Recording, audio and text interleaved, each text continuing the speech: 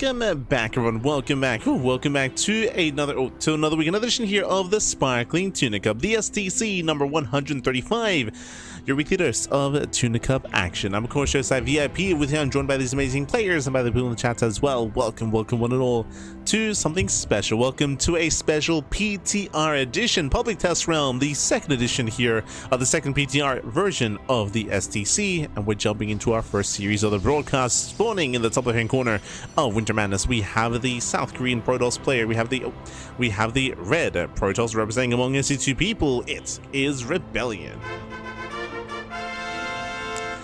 And spawning in the bottom right hand corner, we have his opponents. We have the red Zerg player from Atlanta, France. It is Hino. If you're in the chat, you know what time it is. It is Gamma time. Predictions are open. Place your bets on who you think will claim the series. Best of luck in the chat as we do get ready for our initial best of 3. Let's go. We'll be going over the brackets a little bit later on in the broadcast. After we wrap up this series, of course, we will get there. Otherwise, we have our initial best of 3, and we open up with this well pool. Let's go. We open up with, I say 12 pool, I believe it was an earlier pool timing here out of Hino. With this, we're going to be getting access to earlier link production. The gases have not been taken, and Hino is in position to expand, so this should not be an all-in. We're going to be aggressive, that is true, but I believe this should be a more economic variation. We'll see as Rebellion does come in for the scout. Does come in, will look to disrupt the initial expansion. There goes a pylon block, goes further into the main base, and will confirm the early link production. Based on timing, this is either an 8 or a 10 pool. I wasn't quite able to confirm exactly, but the pylon does at least delay, and behind this we have extra links in production to reaction as response. Zelda's on the way, Cybercore as well. We have the high ground wall off here already out of Rebellion. So for those that are curious, it is standard to wall off on the low ground in the live version of the game, but because of these potential early pool timings and the boys being pulled, Hino is blindly pulling the boys and blindly going for an all-in against a blind high ground gate setup, and as a result, Rebellion, he will have that advantage. He does have a stronger defense here on top of the ramp. And I know, so yeah, now links, they do confirm. Behind this, Rebellion has no idea that the boys are being pulled, so here come the boys, and they can, of course, middle walk past the Zealot. They can get past. Probe comes in to re-wall, and we do barely re-wall in time, but the pylon is low. The pylon is very low. Battery is now on the way. Backup pylon as well. The wall is broken. We do flood in. Yeah, flooding in. The boys are being pulled. This does feel a little bit late. Adept does arrive. We have to make sure it doesn't get surrounded. Oh, make sure. And with that, the probe, the Adept does not get surrounded. The boys are being pulled. We get a surround on the initial drones, and with that, Lings are getting a lot of damage, actually. Oh my god, the Lings! The Lings, they pop off, and Hino, it looks like he's done. It looks like he may have. I say that the battery does finish. We pull back to the battery. We pull back. Yeah, the battery does help, but it still might not be enough. There are just so many Zerglings here. Yeah, too many Zerglings in the end. It looks like every probe will go down. Critical damage, and we go back home. Hino, he does pull back home to drone to saturate. GG gets called, and Hino will take game number 1. Whew. GG. GG, well played. I appreciate that the Rebellion set up in the main expansion, set up at the ramp as well, but was unable to confirm how committed the all-in was.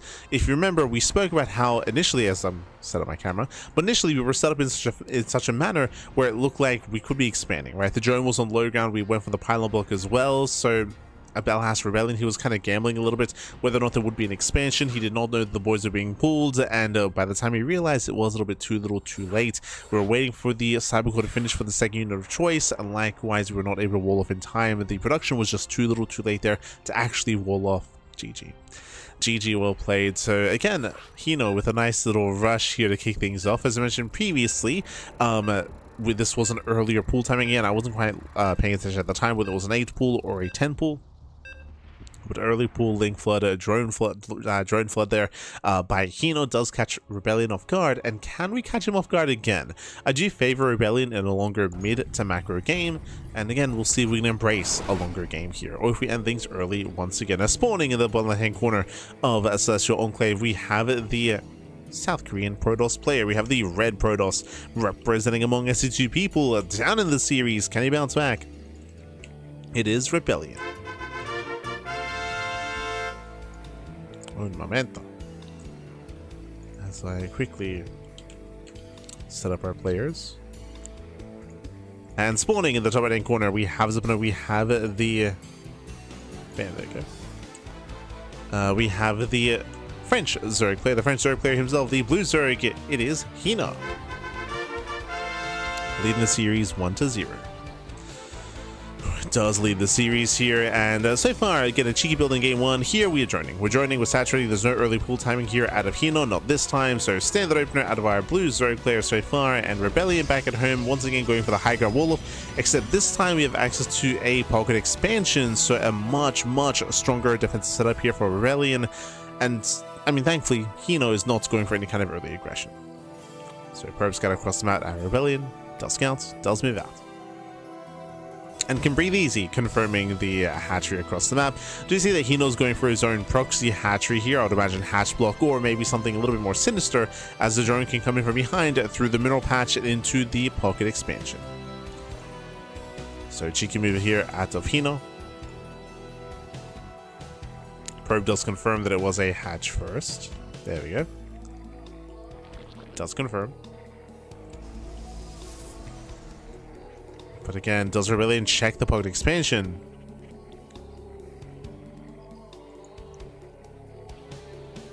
We'll see if he does check. Now, he should recognize, of course, that hold up, there are no gases and the pool is only just now being thrown down as well. So this is a little bit suspicious here from the side of Hino. Where was that money spent? We know that it was spent in expansion, but again, it's on Rebellion to try to piece it all together here. To attempt to.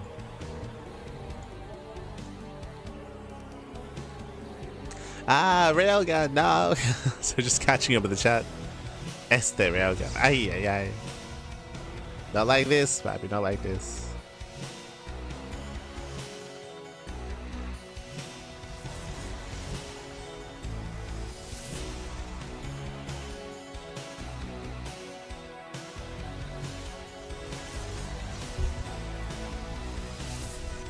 One of these days, Papi, one of these days. We'll get you in, we'll get you in. For now, though, again, we're going for that proxy hatchery. The pool is done. We have lings that are on the way, and we're going to be getting lings coming from behind as well. Even spine crawlers. Let's go. There we go. The drones have arrived. Spine crawlers being thrown down, and Rebellion is still unaware. Just now sees. Yeah, he does see the creep. He's now somewhat aware as to what's going on. We'll see how he reacts. So far, there is no reaction. Yeah, Rebellion fixating elsewhere. Now he knows. Yeah, now he knows. Now he's aware. Pylon is thrown down. Battery here on the right hand side is a little bit further back. These spine crawlers will finish. They will finish up. Now the void ray will allow for some void ray production. So sorry, the Stargate. The Stargate will allow for some void ray production. So there is going to be a way to eventually clean this up. But again, it's still a ways away. The Stargate's just now finishing. Meanwhile, the spines are already done. Spine crawlers, they should be moving forward. Creep as well. We're getting within range of the pylon. We do have 2 batteries on the way here on the right hand side. And lings that do get caught out by some adepts. Yeah, they're getting caught out. It's a nice damage here in the main. Takes down 6 probes. Oh, 7. Yeah, 7 probes do fall. Nice pickups. 8 even. Jesus. Yeah, an 8th work here on the right hand side. So this is already getting a little bit out of hand here. Again, the Void Ray should be able to dive on the Queen and keep pushing. Unfortunately, there's no Spore here to help support the Queen. There's no Spore. There's no second Queen. So Rebellion should hold here, I feel. Spore just now begins, but I feel like this should be too late. Yeah, 2 batteries and a Void Ray with Prismatic Alignment, like no shot. There we go, hunts down the spines, the Queen, the Spores thereafter. Again, some wasted DPS here from Rebellion, a little bit of messy control. But overall looking solid. Looking solid. Oh, that has to be careful. Does have to take care. More tumors being spent in the main. Yeah, the Void Ray taking damage from the Spore did eat up a lot of his shield battery energy. And even no, this is the Void. Oh my god. Once again, miscontrol of the Rebellion. Now Link's up putting it down. GG. It's again Rebellion. He has some miscontrol and things that get out of hand, and with that, Hino will claim the series 2-0. GG.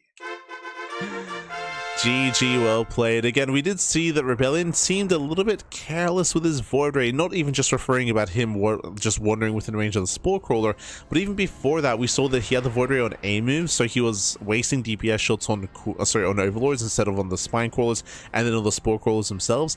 I feel like if Rebellion was a little bit more attentive and maybe took it a little bit more seriously and respected the threat of the rush as hard as it needed to be, I do see a world where Rebellion, with that same build, with that same response, with just a little bit more care and attention, to focus on the spores before they even finish, right? Like I can see them just being like, even a world where the Void Ray ignores the Spine Crawlers and after killing the Queen just focus on the spores one after the other as well, and then the Void Ray can help like maintain that defensive setup. Then you have a stronger ground army as well, then you have extra energy on the batteries, more importantly, and you can start to wall off and secure your main, and it just all fell apart. Just a couple of little minute details going awry, and then everything just cascades out of control.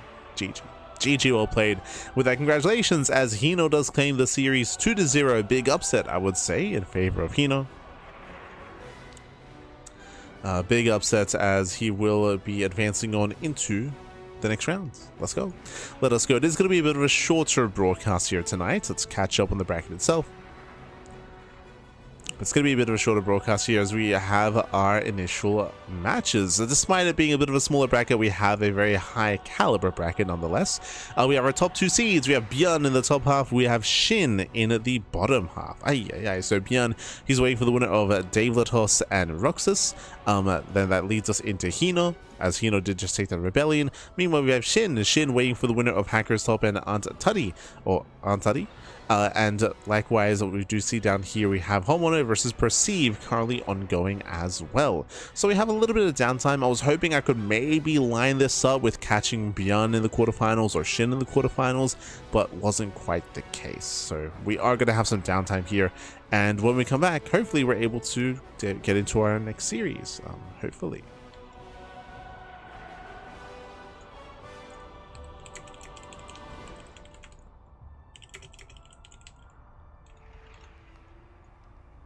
Here we go. For now, though, we're going to be going on a short break. And when we come back, we'll have a next series. Again, we'll try to catch... I mean, both semifinals are going to be casted nonetheless. We'll get there. We will get there. For now, though, we're going to be going on a short break. We'll see you guys soon after the break.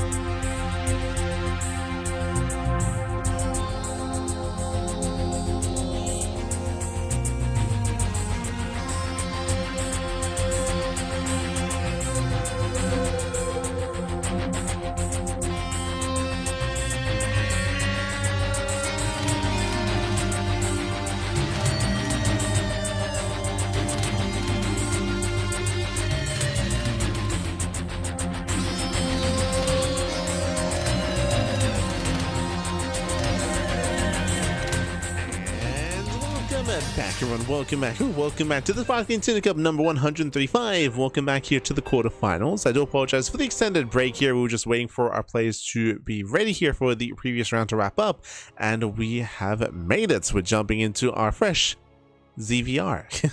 Let's go. It's going to be Shin versus Hacker's Top. They're going to be facing off here on Ruby Rock. Let's go. Let us go. As spawning in the bottom right hand corner of Ruby Rock, we have the Ukrainian random player. He does land on Protoss, representing Hokago T team. It is Hacker is Top, not Rebellion. God damn it. And spawning in the top left hand corner, we have his opponent. We have the South Korean Zerg player. We have the red Zerg. It is Shin. That he knows. And if you're in the chat, you know what time it is. It is Gamba time. Predictions are now open. Place your bets. Place your bets on who you think will claim the series. Best of luck in the chat as we delve into our initial best of 3. Coming into this, if you're a little bit unfamiliar with our players here, Shin, of course, coming in as one of the heavy favorites to win the entire tournament. Meanwhile, Hacker's Top is coming in as a very aggressive and very diverse player. Very cheesy. He's known for nothing but all-ins. Nothing but all-ins. One base all-ins, proxies and shenanigans abound. Comes hand in hand alongside Hacker's Top. So we'll see how Shin is able to keep up. We'll see if Hacker's Top has been playing here in the PTR and has something special hidden up his sleeve. Oh boy. I feel like players like Homono, Hacker's Top, or even Hino, like in the previous series, do have a certain advantage here just because usually it is a little bit more difficult to come up with defenses against early game aggression when, you know, the early game has changed so much as it is with this low worker count and low worker start. So it can be much more difficult to be the defensive player in this kind of situation, assuming that we go for early game aggression. We'll see. For now, Hacker's Top, he does go for his own opener here, going for his own gate into 2-gate opener. Okay, 2-gate opener back at home into a cyber core. Gases are being taken as we speak. An interesting setup here out of Hacker's Top, and we'll see where it leads us as there is that cyber core.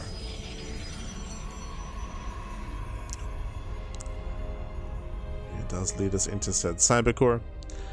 Back behind this, Shin, he just go for a standard opener, hatch gas pool, nothing crazy, nothing wild, doesn't go for the early gas or early pool timing, a standard opener, which is what we expect out of Shin. But Hacker's Top eyes are still on our Protoss players. We have yet to expand, and we are here hiding our probe in the bottom left hand corner of the map. Are we going for a ninja base, or are we going for a proxy? We shall see. I mean, I feel like it doesn't really make sense to go for a ninja base when you already have walled off your natural base in such a way. So I feel like it has to be a proxy of some kind. Cybercore is done. We're expecting a pylon here, but we'll keep an eye on Hacker's Top. We'll see.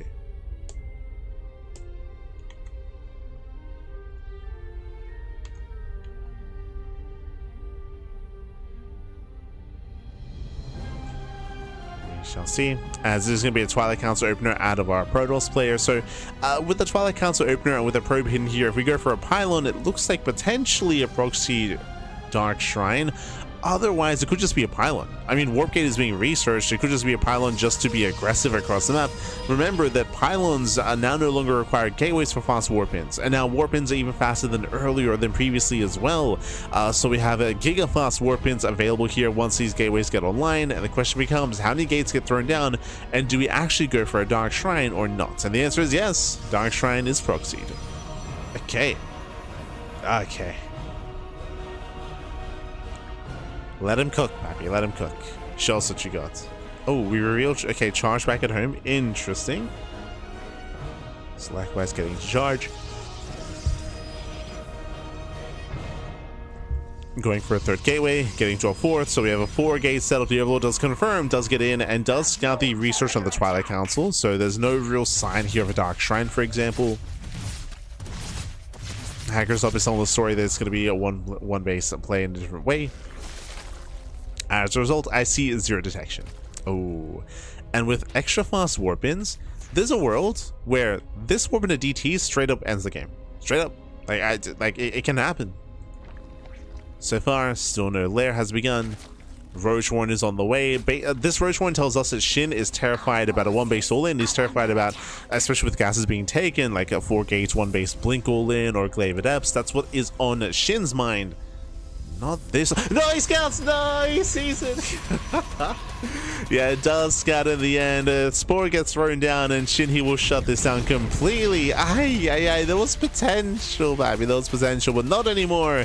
As with that, it's going to be shut down. The pylon is going to deny the Dark Templar, and GG gets called. GG gets called at the end of the rush. It was all about DTs, and Shin takes game number 1. GG. Whew.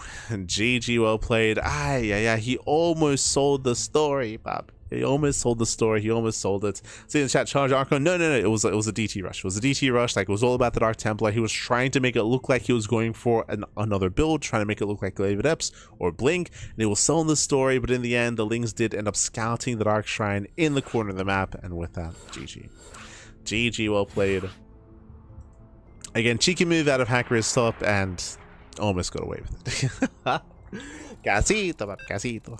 Almost to get away with it. So with that, GG, well played. We're going to be loading into game 2. Going to be loading into Tourmaline. Here we go. ByuN versus Davidos? No. We do have our series here. It's going to be Shin versus Hacker's top. And most likely following this into lower semis. Whichever semis is available first, that's what we're going to be casting. Whichever is the first available semifinals. And remember, both semifinals are casted, as always, here in the Sparkling Tuna Cup. As we go spawning in the... Oh, let's go! Spawning in the left-hand corner, we have the purple Protoss player. I mean, he's random, but he lands on Protoss from the land of Ukraine for representing Hokago T-Team. It is Hacker is top. And spawning in the right-hand corner, we have his opponent also playing random and landing on Protoss, letting each other know, of course, what race they are. The South Korean now Protoss player, it is Shin. Leading the series 1-0, and suddenly we find ourselves in a PvP. Let's go, baby, let's go. We're in a PvP. Fun fact, Shin, he was laddering as Terran earlier before the event began, by the way, on the PTR, and I mean, that's not going to help him here, but... If he had landed on Terran, though, that would have. For now, we're going to be opening up, and we'll keep an eye on each other's second pylon placement. We'll see if we go for a proxy into a 1-base all-in. Eyes are going to be on our initial buildings of choice. Let's go. But again, high chance of aggression. We have seen hackers still play macro and play mid-game in PvP before. That has happened, by the way. That has happened. I think that's one of the only times that we've seen hackers stop actually get up to a 3-base economy. But now, 2-gate opener here out of our purple Protoss. Shin. I just want him to see if he does cut corners. No shot he goes gate cyber. No shot.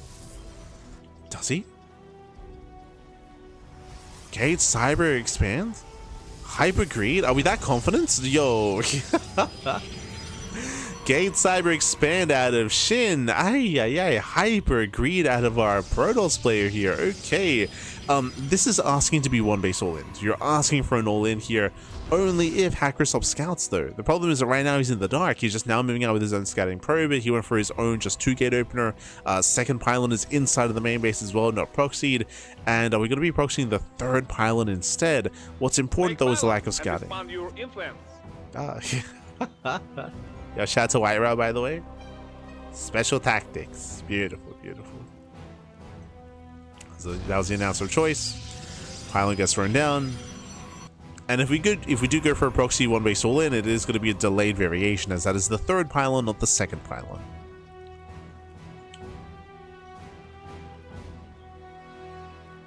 We go.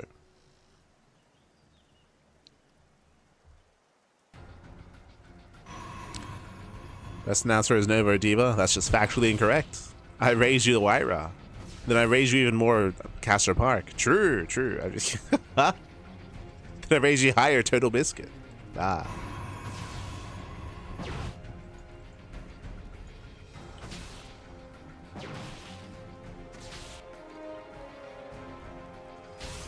This one now. As now, Shin, he does find the proxy. It is going to be a delayed proxy robo, and again, has already been found out. Second pylon will keep it powered, and back at home, we now get a full scout with the hallucination, confirming the faster expand and the Stargate follow-up. From here, we're expecting Phoenix or Void Ray first. Going Oracle would be greedy, but, I mean, Shin has not shied away from greed. There we go. Plays it safe, goes Void Ray first. With this, if it were to be, say, a War Prism opener out of Hacker's top, then it could be zoned away and shut down from attempting to get into the bases. Otherwise, Void Rays are going to be a very robust anchor point here for Shin, a robust kind of backbone to the army, if you will. Forge on the way for cannons. That is the common max response. Going Void Ray into cannons to defend.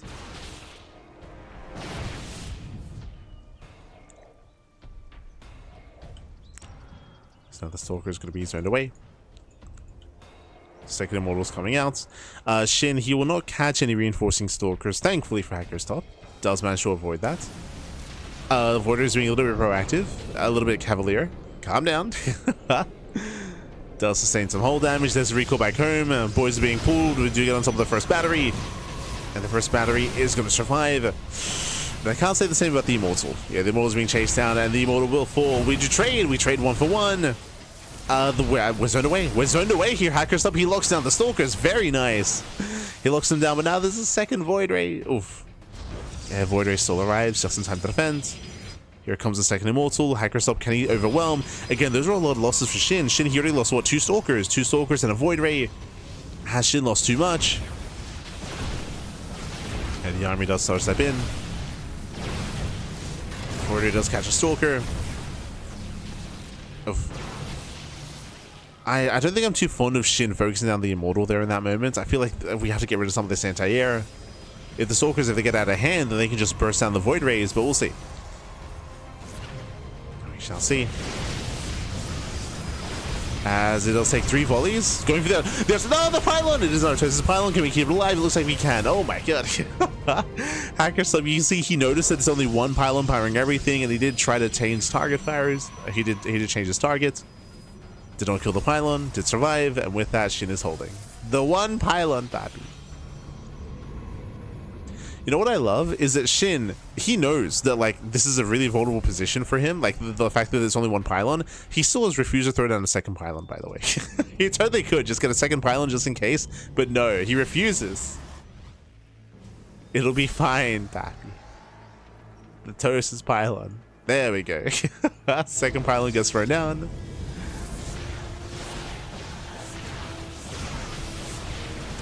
Void Ray they commits. Nice control, pulling back the weakened Void Ray, and with that, Shin is holding. Shin is holding, denying the drop. Denying the rotation. Building up additional Void Rays, and soon we're going to hit critical mass. And when we hit critical mass, then Shin can break out and go straight for the proxy. Go for the production, go for the proxy.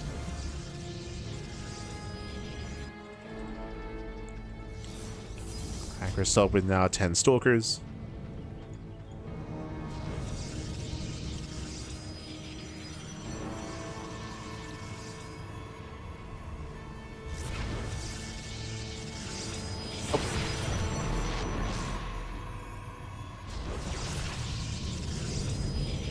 We're even going second Stargate. So typically we're going +1 air attack as well. Shin's just having fun. Usually the correct response, the most efficient response I would say, is to go into a robo following this as well. Going for the robo, going into Immortal production. Just because Immortals are much more robust against Stalkers than Void Rays are. So typically go into an Immortal production, but despite that, we came into Void Rays. 1 Void Ray goes down, there's 3 left. And with that Prismatic Line, we zone over the army. So far Shin is holding. Once again, overextends for a moment. Pulls back the Void.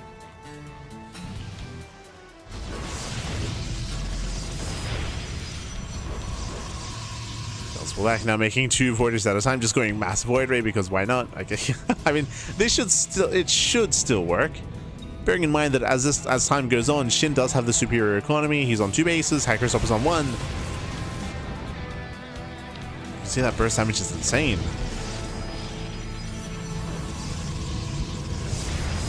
Oh, gets 1.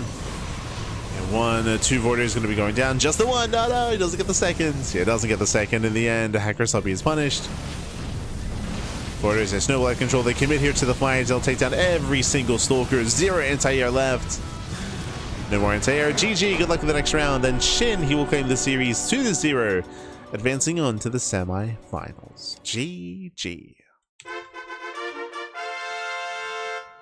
Whew. GG, well played with that. Shin, he will claim the series. Oh. There we go.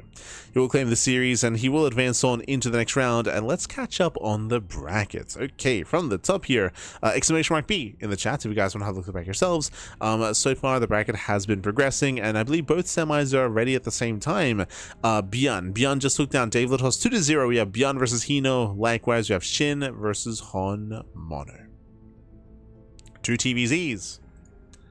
Let's go. We have 2 TVZs available here. It is going to be our initial upper and lower semis. We are going to be jumping to whichever is available first here. I think technically Shin and Homono were available first, but I feel like they're going to be fast games anyway. Like Hino did nothing but cheese earlier. Homono, he is just pure aggression and pure cheese and pure just animal. So expect a hyper aggressive semis for sure. Let's go.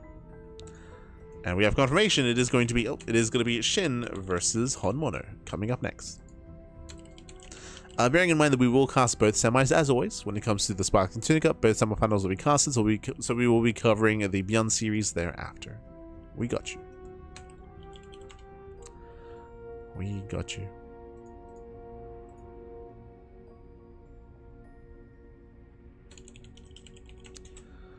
Otherwise, we're going to be going on a very short break. Again, it's going to be a bit of a shorter broadcast tonight, which I'm more than happy about. For those that don't know, we stayed up until very late last night adminning and running the Thermal 2-2 circuit, and we have day 2 of the Use Thermal circuit in a couple of hours time as well. So I would not be opposed to having a bit of a break in between casts and in between events, but we'll see. we'll see.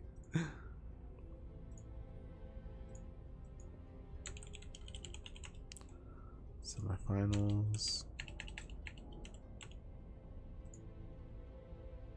ByuN. Shopify. Beautiful. So I guess for now we're going to be going on a short break. And when we come back, we'll have a next series. We'll have Shin versus Homono. We'll see you soon. See you soon after this short break.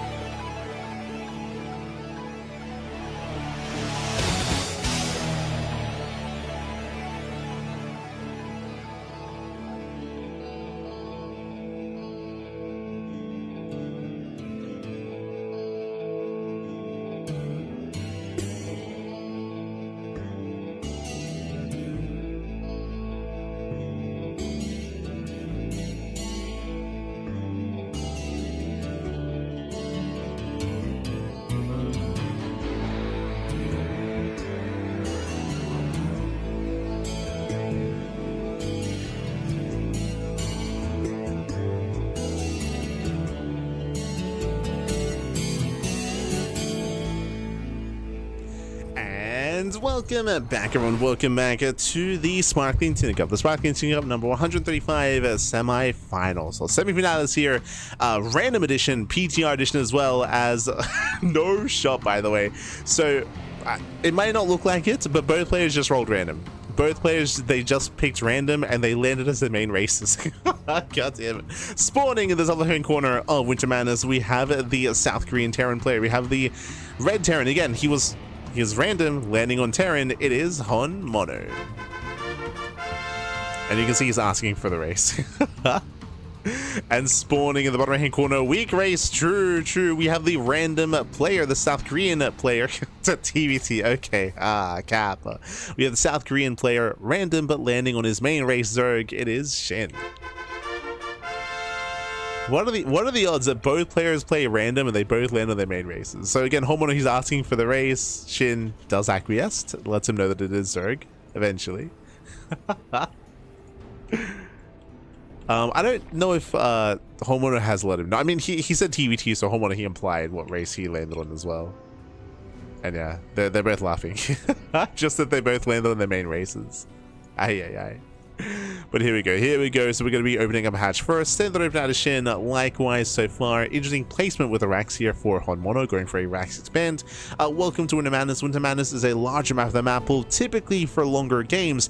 But when it comes to specifically both Honmono and Shin, specifically Honmono, he is known for hyper aggression. He's known for 1-base all-ins and 2-base all-ins. So we're expecting like a racks expand into maybe a 4-racks 1-base all-in, or sorry, 2-base all-in, or maybe something else up Homeowner's sleeve. We'll see what kind of production he gets into. He's not afraid of meching it up as well. True, so we could see some mech thrown into the mix, or ghost rushes have been very common in the PTR. True, so hey, if anyone's going to ghost rush, we did see ByuN ghost rush a couple of times last week. We saw ByuN ghost rush against Solar, and we saw him ghost rush against Honmono as well. So ByuN is showcase ghost rushing, and Honmono, I'm sure he's tempted to do that as well. We'll see if he, as he does set up a bunker back at home. Interesting. So racks expand into safety bunker, and I'm curious to see what corners we're cutting here and what kind of we're taking into, and what the bunker is going to entail. Basically, we're kind of relinquishing map control. That's why we're going for the bunker. There's no Hellion aggression or no Hellion presence on the map. And yep, we're throwing down extra raxes. Okay. That is the second racks being thrown down, and we're expecting more than just 2. Those are our expectations at least. Meanwhile, Shin goes across the map, Overlord gets caught, and with that, Shin is supply blocked for a moment here. Likewise, with the death of that Overlord, also means Shin does not get into the main. He will not get a scout into the main base, and scouting is paramount against Honmono. Without that main base scout, it's going to be a tough hold. I'm making the assumption that something crazy is coming his way, but I guess we'll see.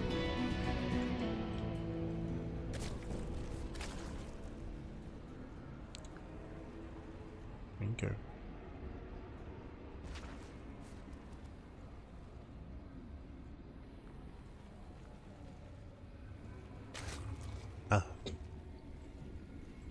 So now, again, we are going to be opening up. It is going to be, oh, it looks like a variation of 2-1-1. Okay. With the factory in production.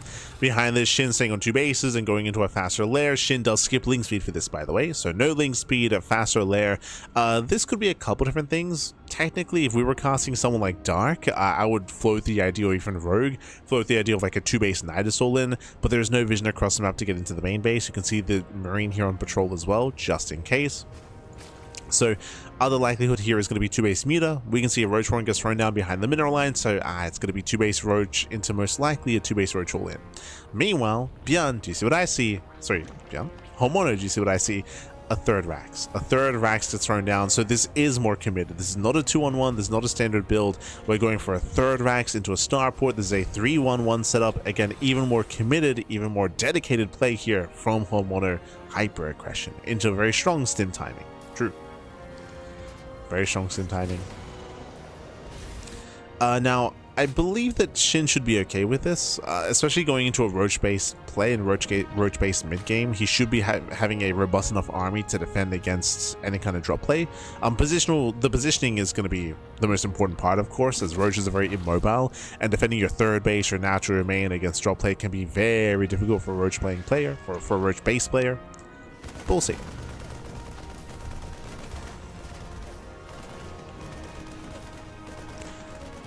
So you mean easy race? You mean TVT? Terran? Maybe. Kappa. Watch yourself, Abby. As from here, again, we're just building up into stim, getting into our medevac production, and soon to be moving out. Back at home, We do have our roaches amassing. And as we mentioned, like roaches, we should naturally have a roach count in time to be able to defend against this. Question becomes, does Shin start to drone, right? Does he drone up or not? So far, no drones here at the third. Roach speed is on the way, carapace is on the way, and so far we are amassing roaches. Shin, he does get the main, he confirms. Yeah, he does confirm the mass amount of axes, does confirm the lack of third CC, does confirm the 2 base all in. So big scout by Shin, massing up 6 more roaches. Double drop is coming, and Shin is getting ready.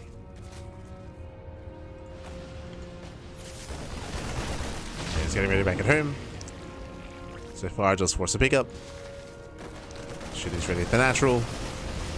Nice control by Homono. Doesn't lose any Marines, but he won't find any damage either. And no major damage.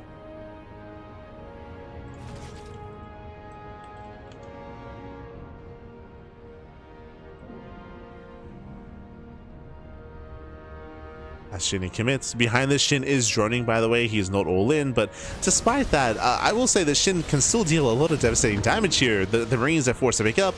There are no tanks within range. Shin shouldn't deny +1, but will still get some damage down here. Denying mining. Okay, who wants that tank? Oh! Does land only 2 miles. Not enough. Tank survives. Better trade here for Homono. He does catch one of the roaches. Does get a Ravager? Not quite. Oh! There we go. 2 more roaches going down. Ravager barely does slip away. In the end, that was 9 roaches falling here when it came to that assault. Nice trade here by Homono. But remember, Homono has no third. There's no follow-up, and yeah, we pull the boys. We pull the boys. So 2 base all in at a Homono. What's important is that Shin's already aware. Like, he already knows the 2 base all in is coming his way. And behind this, he is building up more and more roaches. Now, he did run up to 3 base saturation. Was Shin too greedy? As Shin even gets supply block, 7 overlords on the way. Oh my god, now is not the time. Yeah, massive supply block here for Shin. That will slow him down. Homono, he has a chance. He has a chance, Pappy.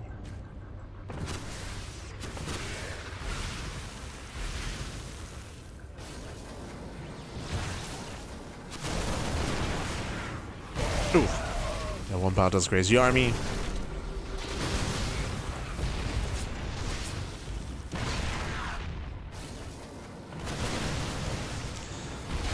Crazy army tanks, they're trying to get within range. 1 tank is going to go down. Biles connect. Jesus red with the Marines. So far avoiding the Biles. But likewise running out of steam. Yeah, Shin just trying to buy time. Massing up 11 more roaches. The longer this goes on, the better it is for Shin. And it's just taking too long. It's taking too long. These tanks are too far back. We're not able to apply any pressure here. Not with the tanks at least. Oof. Yeah, Marines are falling. Marines are falling. We force the fight. Every Marine is going to go down, and Shin is getting on top of the tanks. He's getting on top of the tanks. Biles will connect. 1 tank left, down to 0. 0 tanks remaining. The all-in fails, and Homeowner, he has nothing left behind this. He lost how many SCVs? 13. Remember, he had to pull the boys. He pulled the boys. The all-in fails. He's racing back home. There are now liberators, but it's too little too late for that. Ay, ay, ay. Ravagers have arrived. Catching out some of the depots. And Shin could try to commit, by the way. I can see a world where Shin could try to break this position, and successfully so, but Shin, he plays it safe. He backs off, and Shin drones. Shin is droning up back at home, playing it safe instead. Likewise, liberation zones they set up here at the natural. We've got the freedom. Does have the freedom, catching out one of the drones. Just denying some mining, no major damage. Distracting Shin. Doom drop here on the right hand side. That's a lot of Marines. That's a lot of medevacs, more importantly. And Marines get in. Not bad. Gets into the mineral line. 9 drones going to be going down. Gets 9 workers. Chopping into the main.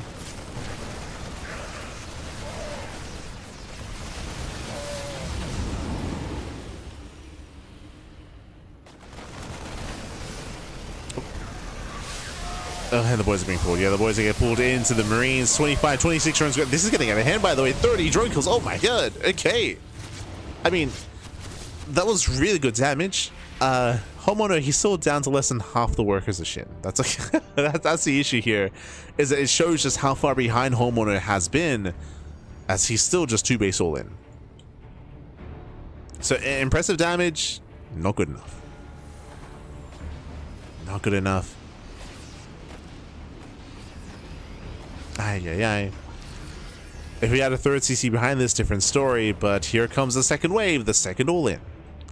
Now we have 5 tanks. 5 tanks, 5 Liberators.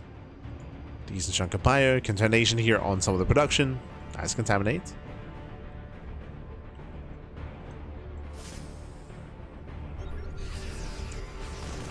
Someone is moving in. Ooh, tanks are stacked. Oh no! Yeah, tanks are stacked up. 1 tank goes down. Just the 1 tank so far. Down to 4. Homeowner ideally wants to wedge himself in between the bases. Miles, they catch out one of the Liberators. He gets 1. Ooh, he's gonna get 3. Oh my god, so many of them were stacked up there. Ay, ay, ay. So many Liberators falling. And with that Homeowner, he's getting on top of the main army, breaking through the Marines. The tanks are exposed. Miles, they will land. Oof. And with those reinforcements, Homeowner heals his entire army. GG gets called, and Shin takes a lead in the series 1-0. GG.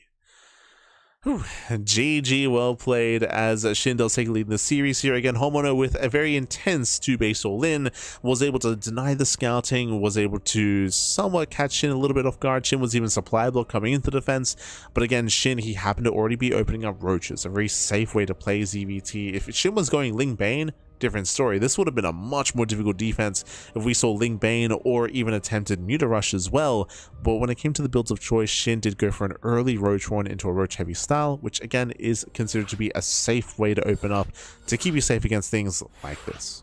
GG. GG, well played. Thankfully didn't overdrone. We saw that Shin, he did get up to 3 base saturation. I thought it might be a little bit too greedy to drone up to around 60 workers, 66. There we go, GG. GG, well played.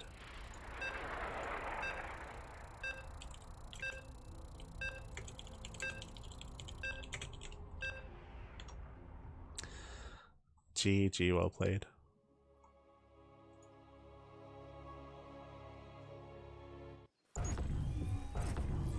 As we are getting into... As we are going to be getting into our second game and spawning in the top right hand corner of Tourmaline, we have the red Terran. Sorry, they both played random again. We have the random player, the real weak race. True, let's go.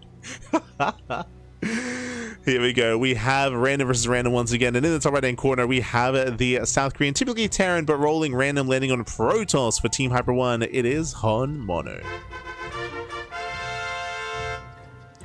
And spawning in the bottom hand corner, we have his opponent. We have the random player, typically Zerg, but landing on Terran this time, it is Shin. Let's go.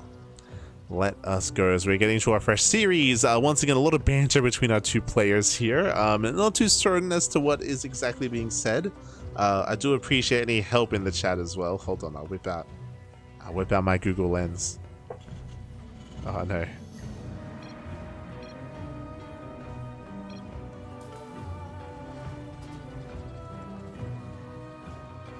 Ah, I see. They're like guessing they're guessing what race they landed on. So Homeowner, he was like, did you get an alien like as your race? He's like, oh, but they're all races. They're all aliens, I should say. True. Technically. As Homeowner, he's going for a very committed proxy. Let's go. 3 gates. 3 gates committed across the map here. Homeowner, he's just being a pure animal. Meanwhile, big shout out to Kaylin in the chat. God, thank you so much. Thank you so much for the raid. I hope you had a great stream. I hope you had a great ladder session. And I hope you get some good rest as well, because I know it's quite late in the Americas, by the way. So, get some sleep. Aye. But thank you so much. Hope you've been enjoying yourself, and welcome everyone. Welcome one and all to the Sparkling Tuna Cup. This is an open cup that's featuring the PTR. And we have Homeowner versus Shin. We're mid-series, and both players did play random. They picked random. That's why Shin is Terran, by the way, as he did land on Terran as random. Meanwhile, let's go. Proxy 3 gate. Homeowner going Proxy 3 gates. Mass chrono boost here on all 3 Zealots. Zealots are going to be rolling in. And Shin has nothing, by the way. Shin has 1 Marine. Shin just now trying to scout across the map. Just now confirming that everything is missing, by the way. Zealots, they move in. And we got 1 Marine to defend. Let's go. We got 1 Marine. Bunker gets thrown down. And we can pull the boys, of course. But Homeowner, I'm sure, feeling very happy about what he's seeing here. As there is no factory behind this. Was not a double gas opener. Yeah, single gas first depot does go down. We're now going for the bunker. And we're trying to buy time. The Marauder looks like will pop out. Oof. Yeah, depot is cancelled. Out pops the Marauder. Boys are being pulled in so far. Good reactions here by Shin. Oh, comes in for the surround. Not bad. Yeah, surrounds all 3 Zealots. Takes them all down as well. Does lose a little workers in the process, though. That's going to be 6 SCVs going down. Now, we do have a mule behind this. We have an orbital, we have mules, and Shin is still up in workers. Technically, still up in workers. Homeowner has not expanded, by the way.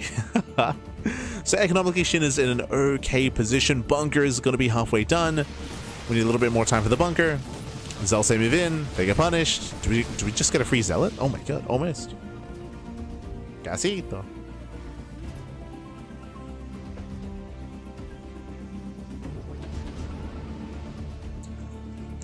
We almost get a free Zealot.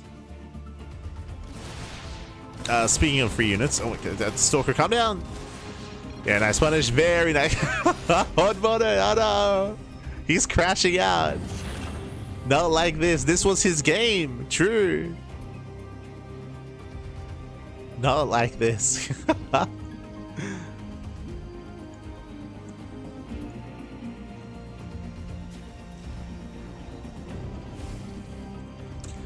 Shin Terran, what did I miss? They both picked random. That's why Homeowner is usually Terran, Shin is usually Zerg, but they both picked random. And this is where we found ourselves. And GG gets called as Homeowner. He can no longer push up the ramp, and with that, Shin, he will survive the all-in, and Shin will claim the series 2-0. GG. Whew. GG, well played with that. Congratulations here to Shin. He will claim the series 2-0, advancing on to the grand finals. Homeowner crashing out in more ways than one. GG. GG, well played. Congratulations here. Congratulations here to Shin for claiming the series 2-0. And with that, Shin will advance on to the grand finals to face off against one of our next 2 players. Let's go. Exclamation mark, be in the chat to have a look at the back yourselves. Up next, we do have another TVZ. I mean, it was meant to be a TVZ. Up next, we have ByuN versus Hino. That's going to be what should be a Terran versus Zerg matchup, but we might see random again. Might see random.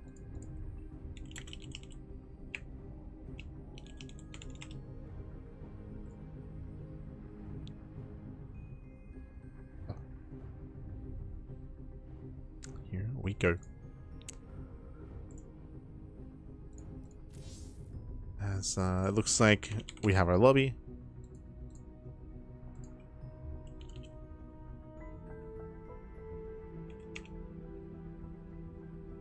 There we go. Vitas is done, and we have our lobby here. ByuN versus Hino is going to be coming up next, and game 1 is going to be on Ruby Rock.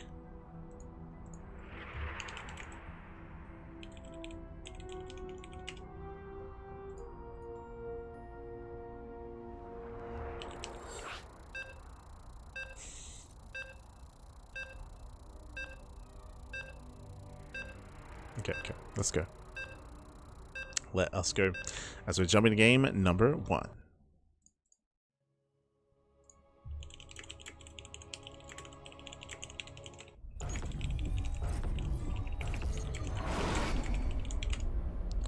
And spawning in the top left-hand corner of Ruby Rock, we have the South Korean Terran player. We have the Red Terran. Oh, the Red Terran himself representing Shopper Rebellion. It is ByuN. And spawning in the bottom right hand corner, we have as opponent, we have the French Zerg player. We have the blue Zerg. It is Hino. And if you're in the chat, you know what time it is. It is Gamba time. Predictions are open and place your bets on who you think will claim the series. Best of luck in the chat as I quickly set up the in-game names. Un momento. This is ByuN. God, no one's using their actual name. Hold on, we have ByuN and we have Hino. Beautiful. Okay. So we have our fresh series here. Hino, what's important? Droning is going to be joining up back at home. Bearing in mind, we did see nothing but cheese, nothing but all-ins out of Hino earlier in the broadcast. We'll see if that trend continues. Likewise, ByuN going forward looks to be a more standard opener back at home. ByuN has been going for some cheekier builds in the PTR as well. ByuN has been very exploratory as of late, and we'll see if he's found something else in the PTR. Let's go. We'll see. I mentioned earlier that we have seen a couple of ghost rushes out of ByuN, true. We have seen them sprinkled in from during the past, week, 2 weeks of play.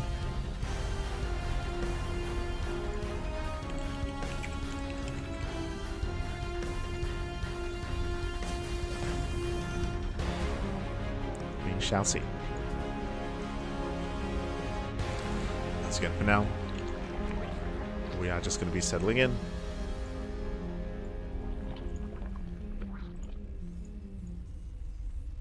And so far, standard opener, hatch gas pool. Okay,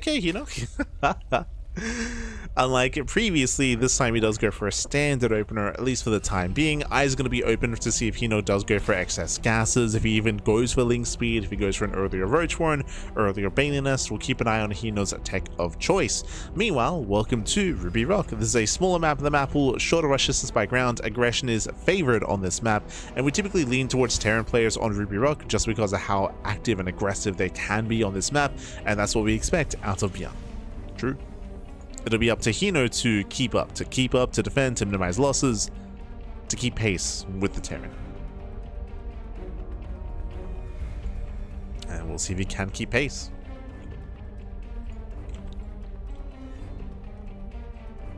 As link speed is being researched, and we're staying in gas. This is the first big tell here, the first big sign something is wrong. Hino staying in gas. This might be indicative of, again, a Bailey Nest into a Bane bus. It can be indicative of a Roach one into a Roach all-in, or a fast lair into potentially even Mutaplay. As Reaper is getting disturbingly low. Jesus. But here we go. We have 10 lings in production and excess amount of lings. Gas is still being mined, and oh, for a moment I thought it was going to be for a Bailey Nest for a Bane bus, but no, we are indeed going for the fast lair. Now, by going for the fast lair, this could lead a couple of different ways. There's an Overlord across the map. Is it worth going for like a Link Queen Nidus all in? That would be the case if we had an Overlord closer to the main expansion. Then I'd buy that a little bit more, even Drop Lord play as well. But with extra gases being taken, or no gases yet. Yeah, not entirely certain here. What is the plan with the lair? Oh no, as the Reaper gets in. The Reaper gets in, and ByuN, he does get a full scout. He does confirm the lair timing. He knows. Command center upgrade. He's now aware. Does confirm the lack of excess gas. Lack of second gas geyser. What is this for? Like, this wouldn't be for a Drop Lord just because the Overlord's not in position. What's the plan?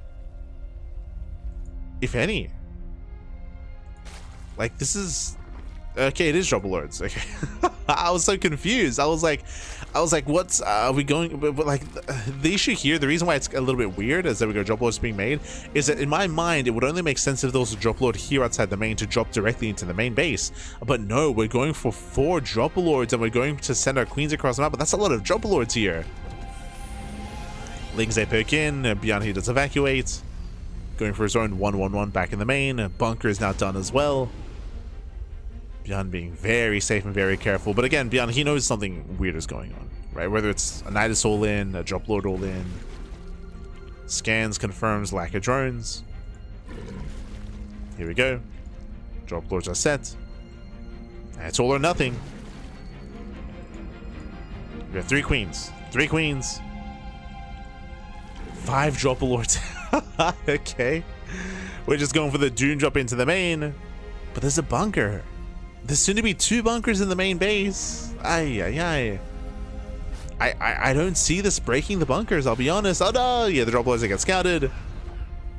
One of the Drop Lords gets very low. Ooh, the full wall is solid. Yeah, solid wall up here. We do go for the mass unload. 1 Drop Lord goes down. Massive pickup. Queens, they cannot spread creep. There's no transfuse. Yeah, no transfuse. Every queen goes down. And ByuN is holding. Yeah, well played. GG, ByuN. He will take game number 1.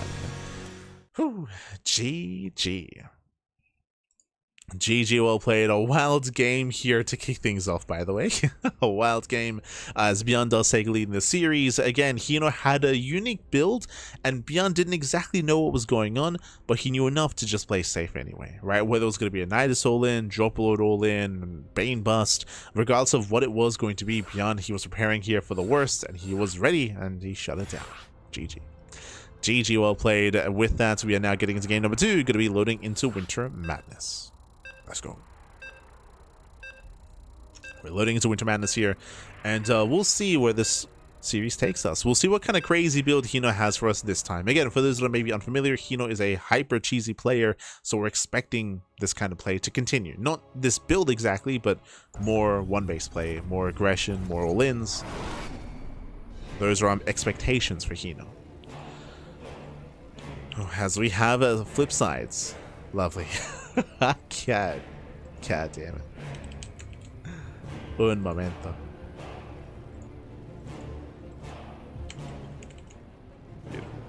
As spawning in the bottom right hand corner of Winter Madness, we do have the red Terran player. Just fixing up the colors for a moment there as well. There we go. We have the red Terran player himself. We have the South Korean Terran for Shopify. It is ByuN.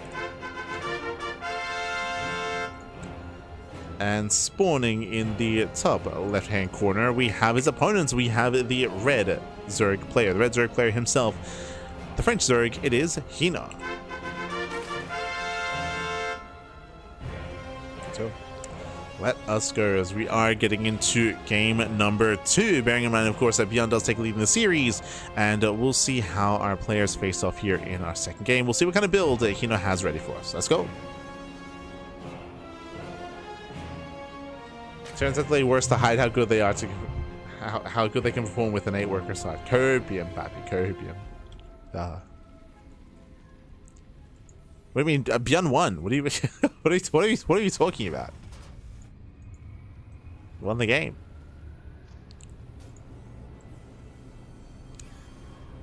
Or unless you're saying that ByuN should be playing, he needs to play worse, is what you're saying. You're like, Pappy, for the narrative, what are you doing? True. Cap. As for now, Hatch Gas Pool opener here at Hino. So far, standard opener, which we saw last time as well. But the question becomes, you know, what is this for exactly? Are we going to invest into link speed? Are we going to stay in gas? Do we pull out? And do we invest into something greater? Eyes are on Hino.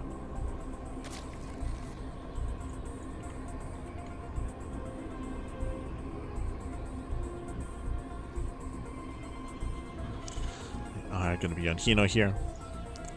So far, standard opener out of ByuN, going Rax Expand. So standard opener so far.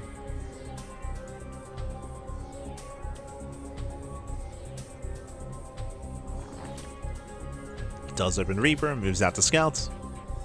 And the first big tell that we're looking for here is, do we get link speed and do we stay in gas? So Hino. Does Hino stay in gas? Does he invest into link speed? Hino, he now exceeds 100 gas, so he's staying in. Link speed is on the way, but he stays in gas just like last time. So last game, this led into a fast lair, into a one base Drop Lord all in.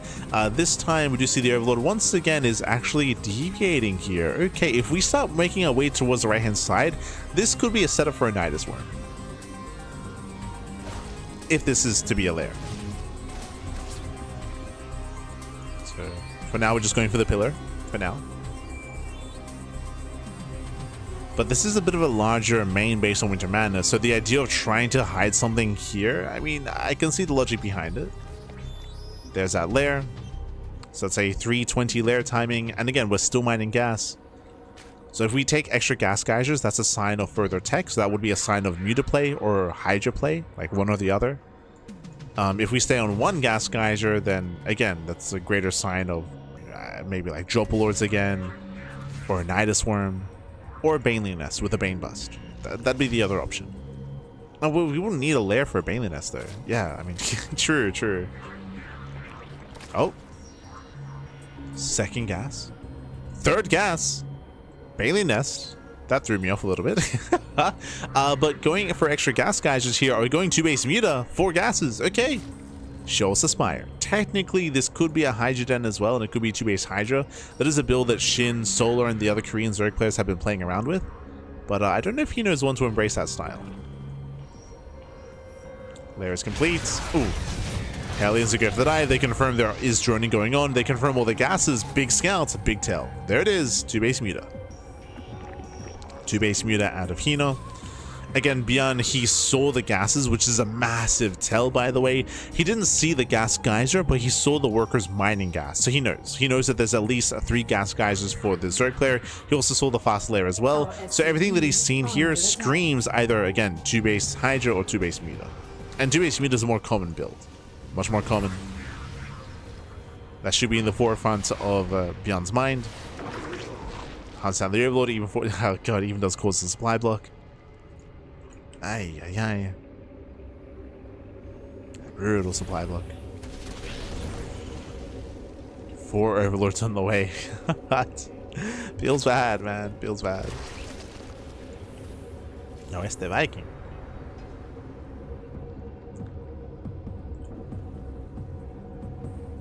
And again, from here, we're going to be investing into as many meters as we can.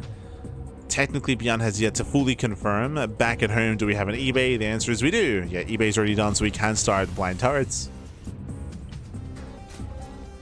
Backing into the main. Additional supply depots required. Does threaten the mineral line. As in getting behind it. We'll snipe one of the Overlords. Not bad. One Overlord goes down. We get a full scout behind the main. Now making way towards the natural. And we'll confirm.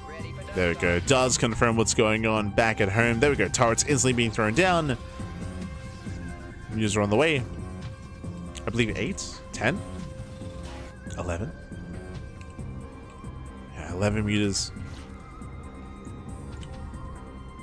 Now moving out across the map.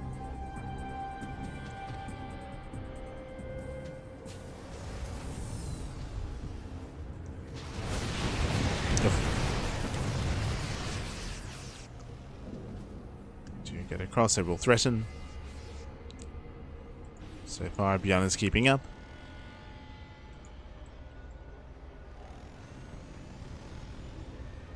As I mentioned, he's already aware as to what's going on. Now, we do see that he is not droning, by the way. He is massing up some Lingbane back at home. He's massing up his army. Units, they fail to catch any units. And ByuN does get across. Scans at a time. He does spot the Banelings. ByuN is aware. Tank will siege. Can we protect the tank? Ooh, tank is going to be focused down. Nice pickup. Does get one. The Banelings, they just cannot quite connect. And then Hellions. Other than Hellions. Nice stutter stepping. Nice control. ByuN, he will almost clean this up. Almost all the Banelings. And ByuN pulls away. And he pulls away back at home. He does have a second army. We'll lose the medevac. Should lose both. But my big concern here is the droning. He doesn't really have much saturation here. He's making a lot of Zerglings, making a lot of Mutas. It looks like Hino wants to commit. Looks like the goal here isn't just to defend, it's to attack. Back at home, no bunkers. True, there's no bunkers. A bit of a weaker defensive setup here for ByuN. Hino might have a chance. So ideal situation is we bait out the Marines. Hino, he baits out the Bio Army, baits out the Marines at the same time. Oh, ByuN gets into the natural. The drop? The drop got in. Ay, ay, ay. Yeah, got into the natural. 9 drones going to be going down, distracting Hino. And ByuN is buying so much time here. Hino's been crippled. 41 workers, barely an economy. And Hino's all in. Hino's all in. Now ByuN just has to hold, just survive, defend. Can we hold, Pappy? Can we hold? How many? 3 tanks. 3 tanks, decent spread. A limited SimCity. God, that's a lot of Banelings. ByuN is aware. ByuN does scout. He's fully aware. Does kite back. So far, so good. Yeah, it does cut behind the tank. Nice target firing as well. Very nice focus firing. Picks up the bio. Will bleed out a couple of SCVs. ByuN is trading very efficiently here. So many tank shots going off. So many banelings go down for almost nothing. Almost nothing.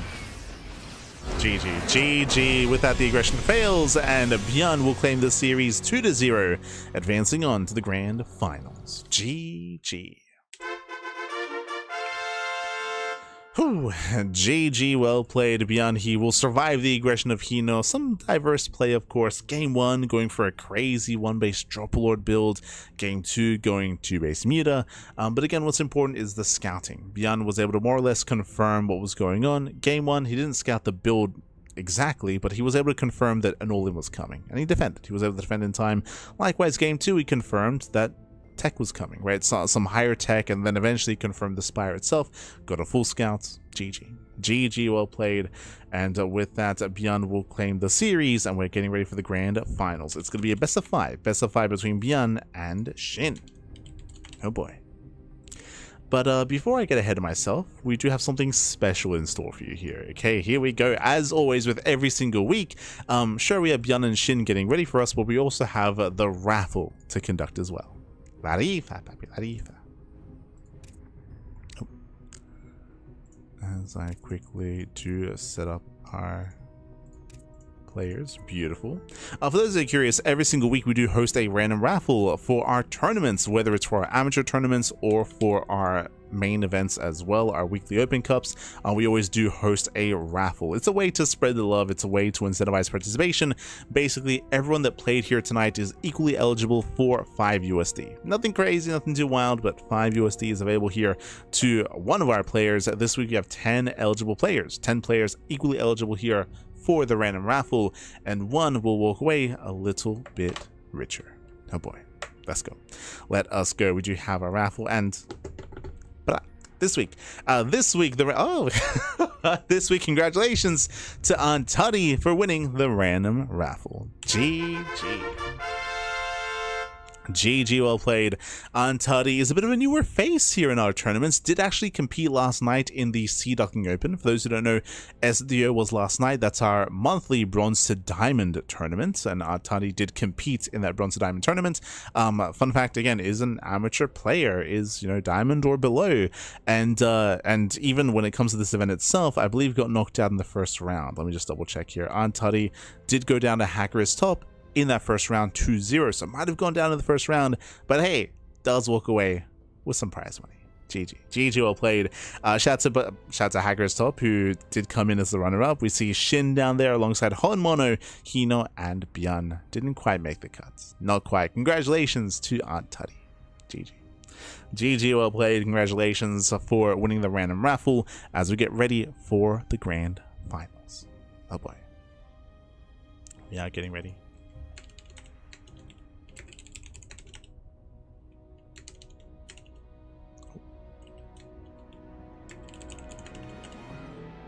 Just so the players know that it is going to be a best of 5 finals, of course.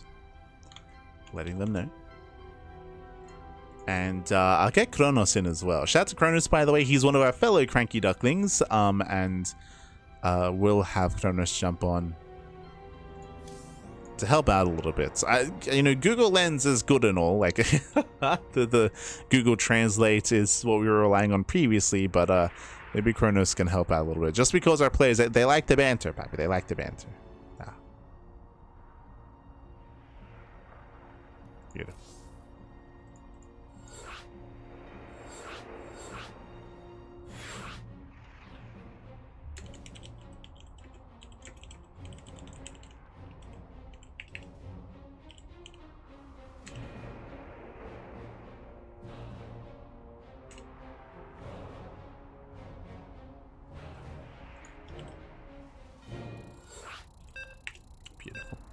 Okay, Vitas are done, and we are jumping to game 1. Game 1 is going to be on Ruby Rock.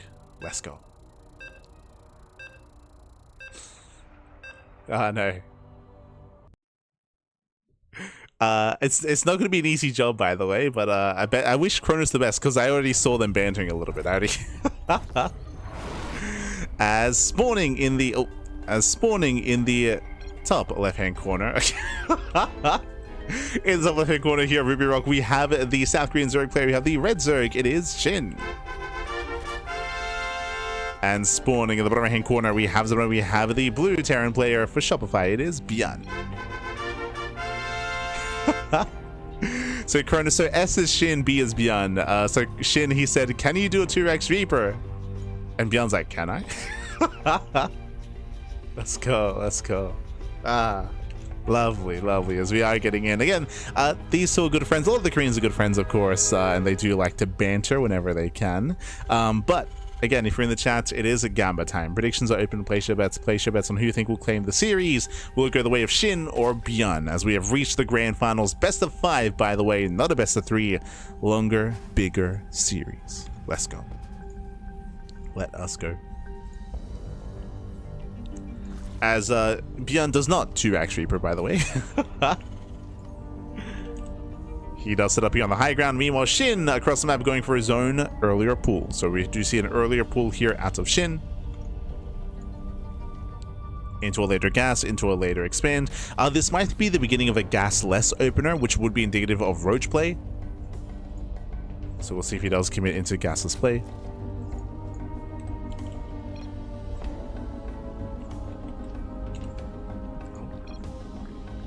Where's your... ByuN asking for the Overlord positioning. True, true. Halfway across the map, it's very slow. And then Shin with the crying face emoji. Smurge, smurge. TT. Thursday curious, in the PTR the Overlord is slower. Its speed has been reduced in the PTR. So ByuN was just poking fun at that. Making Shin cry. Feels bad, man. But shout out to Cronus, by the way. Shout out to Cronus. Nope. Sorry. Shout out to Cronus, by the way. Cronus, for those who are unaware, he's a fellow CranKy Duckling, and he's one of our, or he is, yeah, I guess one of our, because we do have Saji as well. He's one of our Korean Ducklings, and he actually is in Korea, native, of course, and he actually went to the GSL studio for Season 1 and Season 2 for the playoffs. So much love to Cronus, much love. We appreciate the translations.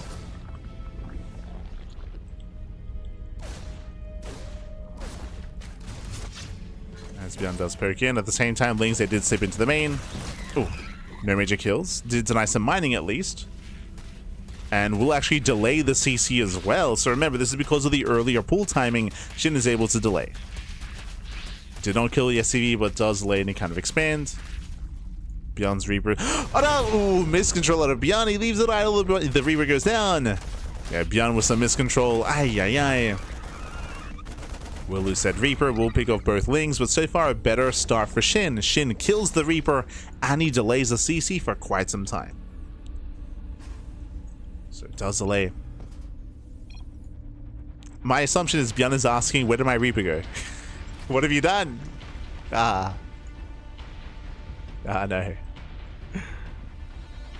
We'll get confirmation. Why is the entrance blocked? Okay, okay.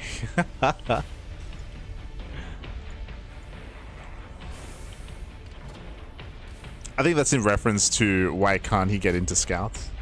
I believe that's what that's in reference to. As Shin is skipping link speed. So if you remember, it was a gasless opener, and I was curious to see where that would lead us here. 2-base heavy play, faster lair into a Roach Warren. Meanwhile, that's an armory out of ByuN. Oh my god. ByuN going for a Hellbat push. He's going for a Hellbat push into Roaches. Oof. ByuN checking his scouting. ByuN did not see the Roach Warren. He does not know. So this is a hyper aggressive start out of ByuN, which has potential, don't get me wrong, if he was up against Ling Bane or Ling Queen, but he's not. Shin is blindly going Roaches and blindly setting up, and Roaches are going to be ideal against Hellbats. Now let's go. Here come the Hellbats. Now, I say Roaches will be ideal. That's true. Roach Warren is done. Roach speed is on the way. You tell me. Do you see any Roaches? Shin has the tools to defend, but he's droning. No, yeah, Shin is droning. Shin is droning up, but meanwhile the Hellbats are revealed. First Roach is on the way. Shin, he was droning too much. Bappy, can we break through? How many queens? Only 4. Only 4 queens. ByuN moves in. And there's no transfuse. Sorry, there's one. There's one transfuse. There's the transfuse. Transfuse is spent. One queen goes down to 3. Down to 2. Down to 1. Down to soon to be 0. You can see now the roaches are trickling in. Is it too late? It's going to be so close here, but these are already some hefty losses. The boys are being pulled into the Hellbats. Oh my god. Yeah, the queens go down. Every queen has fallen. 0 queens left. We're going for the mineral line. We're going for the drones, and this is getting out of hand. It's getting out of hand. Again, these roaches, they were too late. Oh no, oh my god, they line up. They line up 14 drones. He wants them, Pappy. He wants them. 18 drones go down, and with that, that is critical damage being dealt. Liberation has arrived, and nothing shoots up. Remember, all 4 queens were killed. 0 queens left. 0 queens remaining. Even catching out a Ravager as well. Very nice rotation here by ByuN. Yeah, catching out the Ravager. Roaches, they desperately move out across the map, but back at home, ByuN, he should have a defense. He should have that Liberator. Liberator's racing back home to defend. And again, Shin, the build was solid. The build itself was fine, but Shin was droning up too much. But partially also, of course, he didn't know, right? He didn't see what was coming his way. He did not know. He did not play it safe. He was being greedy by droning, and he was punished. He was punished with a greed. And with that, all the roaches get killed. We got 1 roach left. Here going through the contamination. And Shin is going to attempt to macro out of this. Oof. As he just threw away, how many roaches? 10. 10 roaches were thrown away. Ay, ay, ay.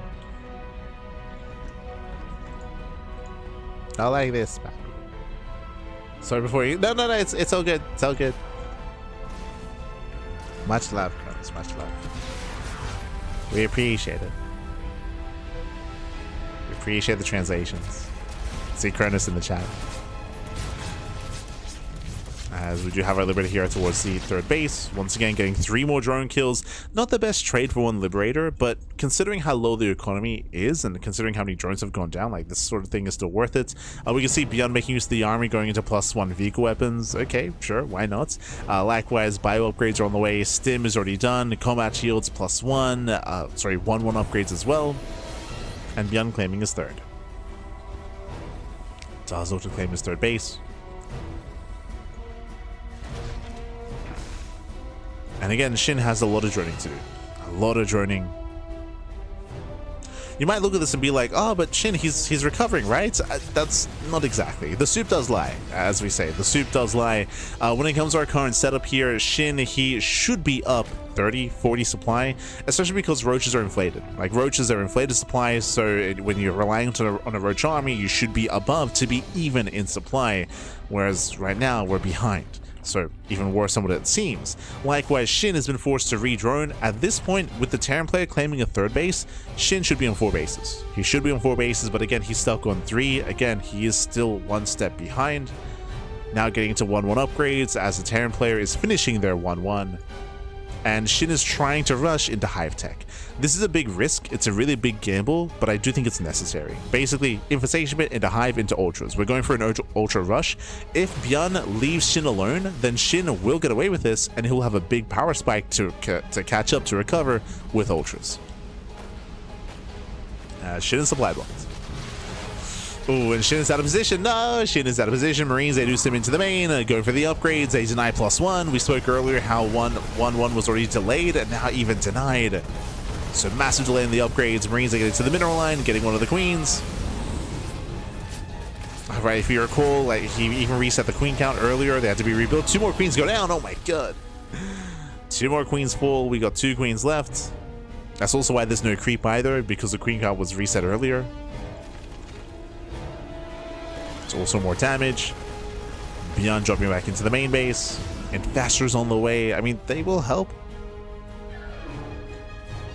But still just a rough position for Shin.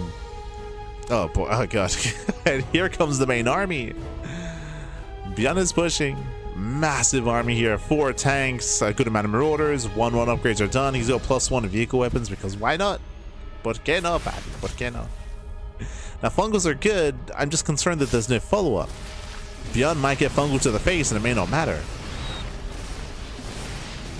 Speaking of, Yeah, fungal lands, there's no follow-up. This is what we mentioned here. Like, we could see all these fungals connect, but it may not actually achieve much here. We have 3 fungals left. Tanks, they do spread. Yeah, tanks, they spread out. Marines, they stem in. There's a microbial shroud. Nice splits and GG. Yeah, GG. Again, there's no dealing with that army, not after such a big deficit. And ByuN takes game number 1. GG.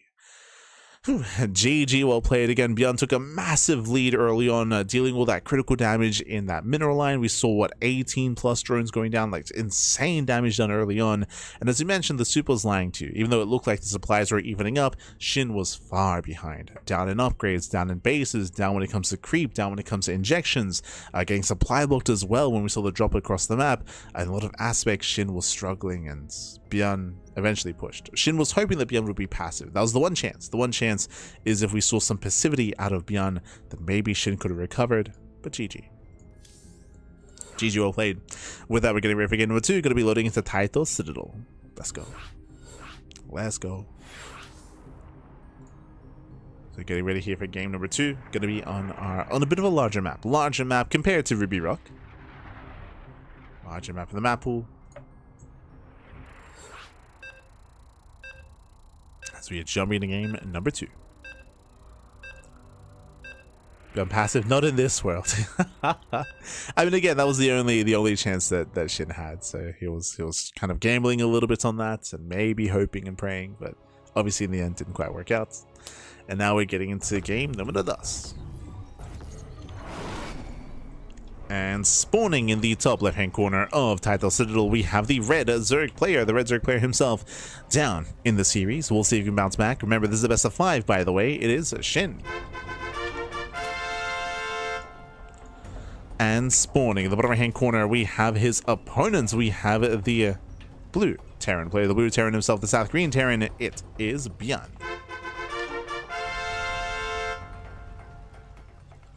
Here we go.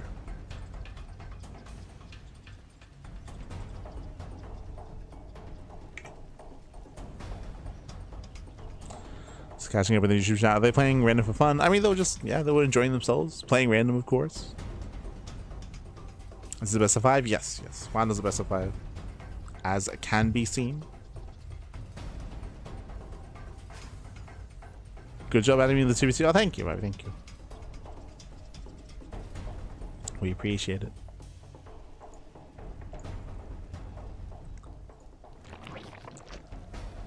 From here again, we do have more or less standard openers. Now remember, last game, what did we see? Last game it was pool first out of Shin, this time hatch first. So this time we have a much more standard opener out of our Korean Zerg player. Likewise, ByuN back at home going CC first. Oh, the greed, pappy. Okay, ByuN, he's known for cutting corners. He's known for being hyper greedy. And that is the case here as well. CC first. And we'll see if he takes it one step further. Eyes on ByuN's 3rd expansion timing. Shouldn't be like 3 CC before Rax, not at all, but we have seen ByuN go CC first into Rax, into a 3rd CC, into a 3 Rax follow-up. That we have seen him do before in this matchup, so we'll keep an eye on that follow-up exactly. How greedy will we be? As gases are being taken, so indicative here of taking up a little bit further. So keeping my eye on him. Likewise, hatch gas pull out of Shin, standard opener so far, which means there's a higher chance we do delve into Link Bane. Higher chance.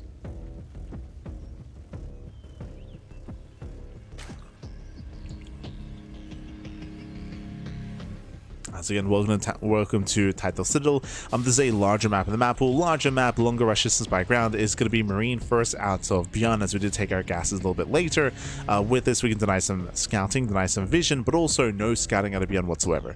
No SCV scouts, no Reaper scout, 0 vision, 0 scouting, and we are going Rax into factory as that follow-up. So far, so good.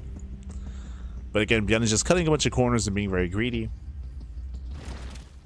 This is again a larger map. There's a gold bases, of course, as well that can influence the game in a longer game state. More importantly, the bases are very spread out. The third base, the fourth base are very spread out. It can be very difficult to defend and to turtle up and to protect your 4 bases back at home. And even thinking about a 5th base as well can be very difficult. So this does typically favor whoever has map control in the mid to late game. I won't say typically that's a Zerg player, but we'll see how aggressive ByuN plans on being. Initially greedy, yes, that is true, was cutting corners, but that is about to end. Oh, as we go CC first into a 1-1-1 follow-up. Okay. So much more committed follow-up here by ByuN and going for a delayed 3rd expansion. This can lead into earlier Banshee production. This can lead into, we could even go early Liberator as well to reinforce with this army. We could double down and go for another Hellbat push. If you remember last game, it all did begin with Hellbats. We'll see. But now Starport is almost done. Hellions, they move out for the first time in this game to get some vision. Remember, ByuN has 0 scouting information until now. SCV ready. Now scouting for the first time. Hellion pokes in. Hellion confirms droning, confirms the 3rd location, Additional supply depots and required. pulls away. Behind this is going to be a medevac first into 3rd TC. So, okay, so not too committed, not too aggressive. There's no fast Banshee play. There's no committed Cloak play either. A bit of a more tame follow-up. Still a little bit more tech-heavy, and as you can see, has potential. Liberator now on the way as well. But ByuN is expanding. He's not staying on 2 bases for too much longer.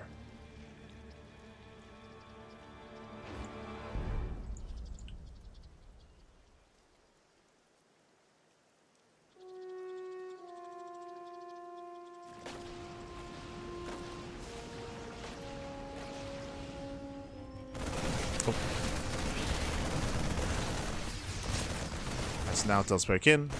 Oh. And pokes in and does pick up a couple of lings here. Not a bad trade here for ByuN, but he does bleed out some Marines and has to pull away. Thankfully, does not lose the medevac. Just trades against the Zerglings. Pulls out.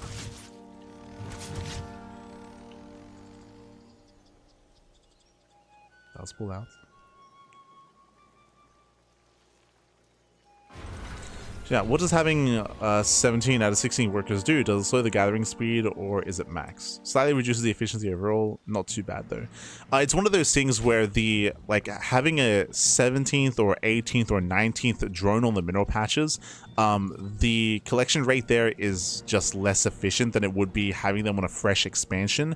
I believe it does still give you resources. That is true, but the amount of resources it gives you is just less efficient than it would be another expansion, for example. It's reduced value, reduced income. As I said in the chat, I think it does cap out at around 20 plus, like 20-ish. Because if you remember, it was like the big revelation when we were playing around with Alpha Star, right? Where Alpha Star was like oversaturating bases slightly to have like a boosted economy. But at the same time, I believe they're also like microing their workers as well, like being like hyper efficient in that way. So it's a little bit more complex.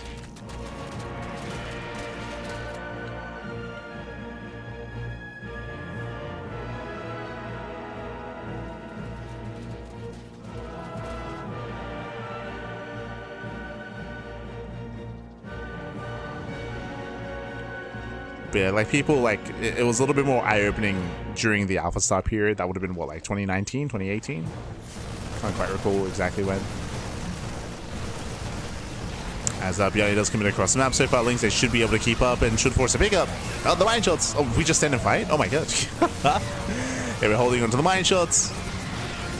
Ooh, targeting a queen. Gets 1, gets 2, gets 3, and ByuN just overwhelms. He just breaks through. He just, oh my god. I just assumed that Shin would have enough. I think Shin has just assumed as well. And Shin is barely holding on, down to 1 Marine. One Marine left. Again, ByuN trading so well here. He broke through how many? 68 Zerglings and 5 Queens. The Queen kill was insane, killing 5 Queens in total. With that, ByuN backs off. Remember, ByuN is getting his 3rd CC up and running. He had the boosted economy early on. ByuN has the greater economy currently, and ByuN's not done. ByuN is still rallying. This time with Hellbats, with Widow Mines. Again, Shinny barely held on. Shinny has to rebuild his Queens. Down to 4. We got slow Banes morphing in. They're slow, Pappy. Yeah, Banelings are slow, and ByuN, he's getting himself with the Banelings. Won't be able to deny. Yeah, will not deny. Oh, Hellbats, they tank well. Nice fungals. Yeah, nice fungal growths. And Shin is holding on. Shin is barely holding on here. Once again, the mine shots are brutal. 6 more drones go down. Shin survives. And ByuN is still rallying, by the way. Like, ByuN is not stopping. He's not stopping that. Preserves the Metavacs, keeps on rushing across the map. 2-2 is halfway done. It may impact the next fight. How many fungals? 4 infestors. 2, 3. Okay, 3 fungal growths available. I want to say that with 3 fungal growths, Shin should be okay. He should be okay. And Shin is being greedy himself. There's a reason why this has been such a tight defense, but Shin, he's rushing into Hive. Oh, fungal on the Metavacs, but does catch at the Marines nonetheless. Nice catch. Yeah, nice catch. Hive is halfway done. This should be to rush into Ultra Tech, right? Ultra Tech, that's going to be the name of the game here. That's the win condition for Shin. Can he survive until Ultras? Can he get there? Casito, papi. Likewise, ByuN is trying to punish, trying to break Shin before he can get into his Hive Tech. That's why that fight was as close as it was. Shin was being greedy. Does react. Nice free split. But there's still enough Banelings. Yeah, still plenty of Link Bane. ByuN losing his army. ByuN does overextend. And there's that Ultra Cavern, as you mentioned. That has been the entire goal here of this build for Shin, is to survive until Ultras. Survive back. And the moment ByuN backs off, I mean, Ultras are going to get up and running. See, ByuN is still trying to be active, but his aggression is subsiding. Ling Rambai does force ByuN back home. Shin is buying time. Successfully buying time. As ByuN turns everything around. Ultra Cavern is complete. Then we can start kindness plating. +3 carapace has begun. Shin, he's almost there. There it is. He's almost there, Pappy.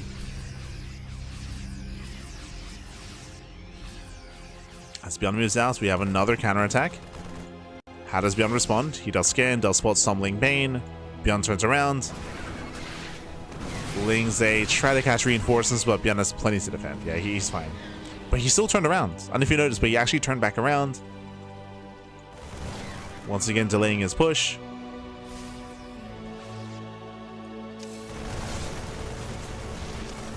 Ultras aren't out yet. ByuN can still do this. He can still win. He can still break through. Oh, as Banelings did not take down the Widow Mines. Shin does counterattack, trying to catch reinforcements. Picks up a couple of units here, gets into the mineral line. ByuN moving in. He's trying to move in. Oof. Banelings are not connecting. Marauders, they tank well. There's still, what, 4 fungal growths left. A lot of fungals. Yeah, he collapsed. He collapsed. Oh my god! Massive connection. The fungals land! And Shin holds. Shin, he's holding on insane fungal growths, and he's done it. Ultras have arrived. The Ultras are here.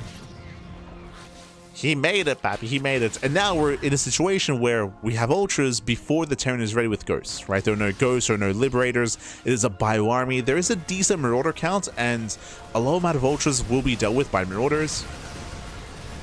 But as time goes on, that Ultra count is going to get higher. It's getting higher. Ultras revealed.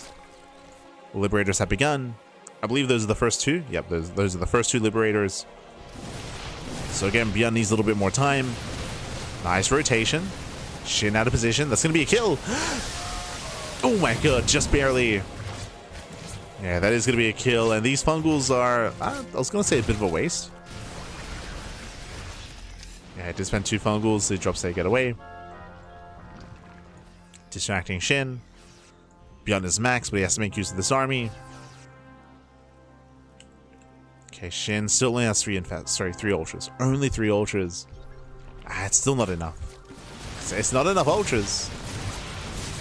Oh my god. Massive pickups. Does snipe 1, 2, almost 3 infestors.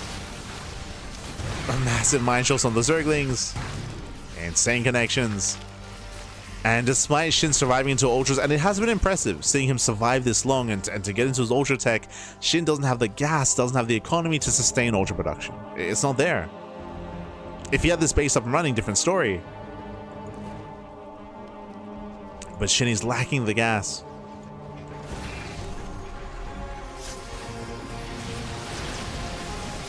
Shin does collapse in. My shot's gonna be going up. Ultras are exposed. Oh no, he's gonna get all 3. Yeah, 1, 2, 3 ultras going down. Massive losses here for Shin. Those are all of his ultralisks. And that's game. That's game then and there. Like, that was the one line of defense that Shin had, were his ultras. And again, I can see a world where if this expansion wasn't sniped earlier, Shin could have afforded more. He was so strapped for gas. Speaking of the space going down, it goes down for a second time. Yeah, it goes down for a second time. Massive pickup. ByuN scans, looking for any other bases. Shin did sneak out the gold, but there's no saturation. No saturation.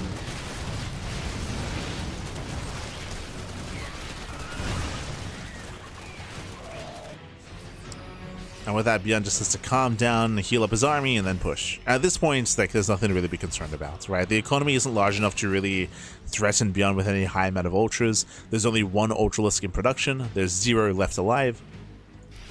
When it comes to infestors, there's only 2, so only 2 fungals. Whew. And we even have ghost production, true. We even have the ghosts coming. Yeah, they're on the way. ByuN moves in. We see Shin trying to go for a counterattack. Bit of a desperation move. Oof. Catching up with infestors. Yeah, the final push here for Shin. He collapses in. He cannot clean up the army. GG, and ByuN will claim a 2-0 lead in the series. GG. Whew, GG, well played again. As Shin was being greedy, he was cutting corners, winding it back. If you remember, Shin was trying to rush in towards Hive Tech, and ByuN was being hyper aggressive as a response to that, and was almost breaking through. He was so close. It was so close, so clutch, where ByuN was trading very efficiently, but barely not breaking the expansions. Shin did successfully buy enough time and survive until Ultra Tech. We saw an insane fungal growth on the main army. If you remember, we collapsed on the army, cleaned everything up. Impressive fight there for Shin. Got into ultras, but then he lost that southern base. It was the linear third. The linear third base was sniped, and if you recall, I do want to emphasize that because, again, gas income was very tight there for Shin, and without those 2 gases mining, he couldn't afford any more ultras. I can definitely see a world where if that base hadn't been killed, he can afford, what, 2, 3 extra ultras, and then maybe he has a defense. Maybe he holds on, he defends against that northern push, and then we make a game out of it. But again, Shin, he was starving for gas. GG, well played. And with that, we're now getting into game number 3, potentially the final game of the series, as we're loading into a very small map of the map pool. Going to be loading into Tourmaline. Smaller map of the map pool, shorter rush distance by ground. Aggression is favored on this map, and we'll see how aggressive our players are going to be. Let's go. Let us go. Vámonos, papi, vámonos. I assume he was too committed to add ghosts. Yes. Well, sorry, I say committed, sorry. Winding it back here, you can't really afford Ghost in that position. You saw Ghost towards the very end of the game, but that's why the Ultra Rush is so strong, because you're supposed to hit pre-Ghost, and he did hit pre-Ghost, but again, he couldn't afford the amount of Ultras to overwhelm ByuN, right? Like, there was just so much pressure, and the bases were going down, so Shin couldn't quite afford it. So wasn't quite able to confirm, or wasn't quite able to embrace that real big power spike that he was gunning for. Ah. Okay.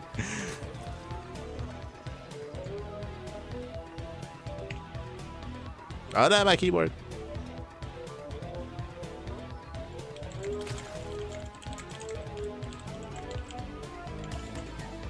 Here we go. Spawning in the top right hand corner of Tourmaline, we have the red Zerg player. Yeah, very famous. Yeah. Well, he's talking about GSL and RSL. We have the South Korean Zerg player. We have the Red Zerg. Oh, the Red Zerg player himself. Oh, oh God. Oh, no. The history, Pappy, the history. It is Shin. And spawning in the bottom hand corner. Oh my God, calling Shin out, by the way, while Shin is streaming. For those who don't know, Shin is streaming over on his own YouTube channel at the moment. But ByuN's saying, wow, you lose in GSL, you lose in RSL, you lose in my sister game, and you lose in the Tuna. Oh my God. And then Shin, he's calling him OP doesn't lose. True. Crying face. And in the bottom hand corner, we have the South Korean Terran player for Shopify. It is ByuN. Let's go. Let us go. Calm down, ByuN. Calm down. For those who don't know, when it comes to the initial, the Teisagi. Teisagi, back. OP. ByuN asking, what build should I do, back? 2-ax him. The banter. But I was gonna say at the very beginning of this banter is that ByuN is known for his wordplay, like even from foreigners, like we know this, and Kratos was confirming. It's really hard to translate wordplay, but it's like I mean, as I mentioned, it's like a play on words, right? Like there's a lot of rhyming that you can do. It's really hard to translate that sort of thing into English.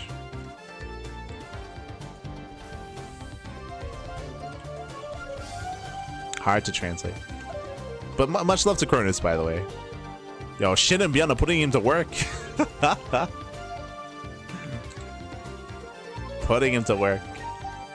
Once again, for those who are unaware, ByuN, Kronos, he is a Korean CranKy Duckling. He's been a part of the CranKy Ducklings since its inception, from way back in, 2014, 2015. Yeah. Oh, good.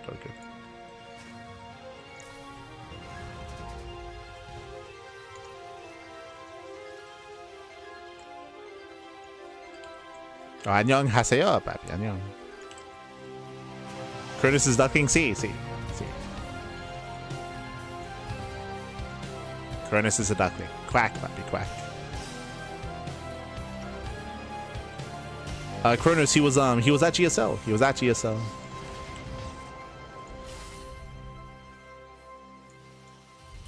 For now, though, we do have our standard opener into our third CC before Starport, so standard economic build here by ByuN. Looks like the banter has subsided as we're getting into our game. Likewise, top right-hand corner, we do have a standard opener as well. Hatch Gas. Whoa, I spoke too soon. Hatch Gas Pool skips link speed straight into the lair. So incredibly fast lair here out of Shin. Because the lair is so fast, we're leaning towards 2-base Muta, but this could also be a Roach Warren into Roach Speed into Roach Heavy play. And especially on Tourmaline, because this map is so small, Roach play would make the most sense. Oh no, as ByuN gets a scout. Yeah, ByuN gets in, he does confirm the Reaper. The Reaper is going to go down, but the Reaper does confirm the lair. Now what's important as well, no gas. Does see that there's no extra gas geyser here in the main base. There could still be 2 gases at the natural. We can see that we have the Roach one on the way. As you mentioned, 2-base lair into Roaches makes more sense because this map favors aggression. It is so difficult to get away with 2-base Muta on Tourmaline. And ByuN, does he dive? Shaking for the third. Catching out 2 active tumors. Very nice pickoffs here out of ByuN. Nice pickoffs.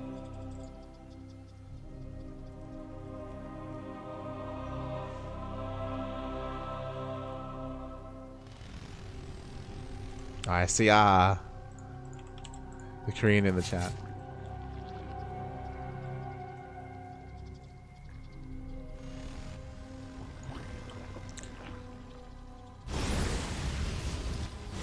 Let's be on this poke in. Pokes in, Roaches are amassing. Again, ByuN has yet to really confirm the Roach play yet, but they're about to be revealed. Now he knows. And now he's aware. Back at home, working towards Stim, getting to his own bio setup.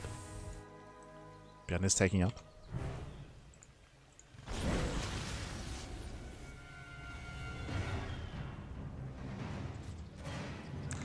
But I guess for the Koreans in the chat, or whether they're watching on Soup or on Twitch or whichever preferred platform, of course, For those who are maybe unaware, the CranKy Ducklings, we originated from Crank, from J1 Choi. J1 Choi. He was the OG Duckling. True, true. Back in the day, back in 2013, he used to stream. He used to stream on Twitch in English, where we're all in, by the way. Oh, no, we're not. We're joining up behind this. Committed move out here by Shin is committed. He's going to be joining up behind this back at home. But J1 Choi, este Crank, he used to stream in English, and that's kind of where we originated from. It's a big story, big long story from back in the day. For now, though, the Roach Ravager has arrived. ByuN has to pull the boys. Yeah, the boys are being pulled. Bunker's not yet done. Liberator does help quite a bit. Biles will bring it down. Massive Biles. Ooh, and this is getting out of hand. This is getting out of hand here. 19 SCV kills, critical economic damage. And what's scary is that behind this, Shin is droning. Shin is saturating. ByuN will eventually hold and defend, but it costs ByuN everything. 22 SCV kills, insane losses here out of ByuN. Ay, ay, ay. And ByuN can counterattack, and he's going to be forced to. Now, he does have a third TC, so technically, he can expand. Mules are pretty good. Mules are good. They're not that good. They're not as good as 30 workers, which is the disparity here between the two players. So critical damage is dealt. ByuN has to counterattack, and the pressure is on ByuN to do some equalizing damage. Let's go. Back at home, we have Roaches. We see that Shin, he drone up to 64, 3-base saturation. Now he's starting Roach production, and all he needs to do is just survive. Survive, defend. If he loses the 4th base, not the biggest deal. He can just cancel the 4th base, pull back, and defend his 3-base saturation, and then Shin will secure himself in this game. We mentioned earlier that aggression is favored on Tourmaline, and hey, we saw aggression. We saw it, Pappy. ByuN now moving in. Again, the pressure is on.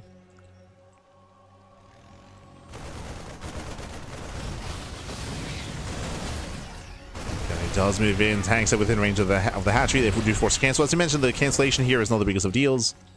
ByuN needs more than this. Denying the 4th base is not good enough. Ideally, ByuN wanted to force a fight within range of the tanks, and even here, setting up behind the tall grass. Hoping to catch some roaches. Shin shaking with the changeling.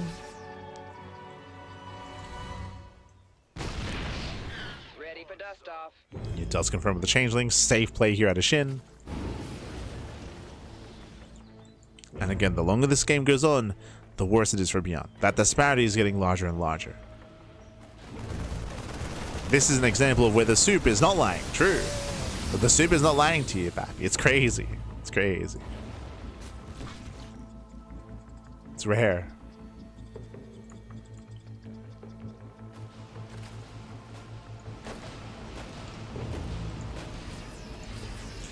But as we get into this, a big shout out to Tosogoso in the chat. God, thank you so much. Thank you so much. Sorry, it happened during an intense moment in the game, but thank you so much for subscribing for 18 months. Oh my god, that's a lot of months, Pappy. A lot of months. Thank you so much. We do appreciate the support. Hope you enjoy the content, the casting of the star, Cat Pappy. Hope you enjoy.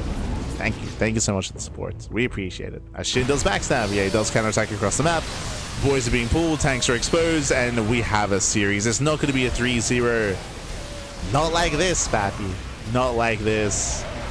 Tanks are going down one after the other. There's one tank left behind this. Every SCV goes down to the 3rd. As we bow down the final tanks. Oh no mas. Oh no mas. Again, battles they do keep connecting. More boys are being pulled. The final battles here on that final tank. Does fall. And with that, ByuN refusing to leave, he was like, nah, he wanted the clean sweep. GG gets called. And Shin does put a point on the board. GG. Whew. GG, well played. We have a series. We have a series. We have it back and forth. I don't know if you noticed, but the game ended. ByuN left the game. Shin was still in there, battling units. Like, I don't know if you noticed. He was still in there, battling some units. God damn it, Shin. It's like, take that, ByuN. Take that. Ay. Had to get it out of his system.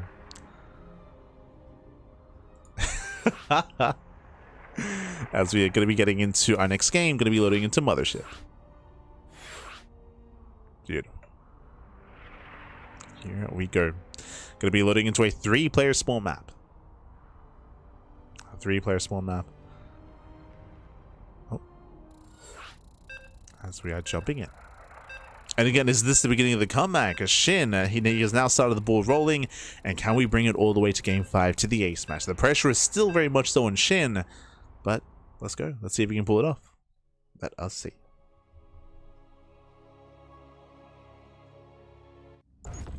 If 2-2 finishes though, the suit may start lying. True. True. It can start lying to us. You're not wrong. You're not wrong. But here we go. Spawning in the top left-hand corner of Mothership, we have the red Zerg player. The red Zerg player himself putting a point on the board and making a series out of this. It is Shin. And spawning in the bottom side, we have the blue Terran player for Shopify. It is ByuN. Ah. So it looks like ByuN is saying, yeah, it looks like ByuN is saying characteristic of Shin, he'll do Muta first. So ByuN is calling Shin out, saying, oh, you're gonna go Mutas, aren't you? And then Shin is saying, oh, it's not for me, it's for the people, it's for all the Zergs out there. Yeah. I understand, Chris, I understand. So ByuN calling Shin out.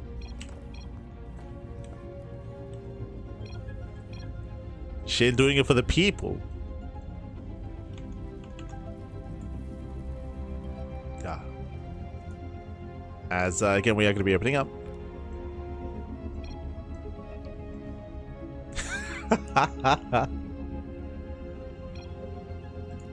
Ah, no.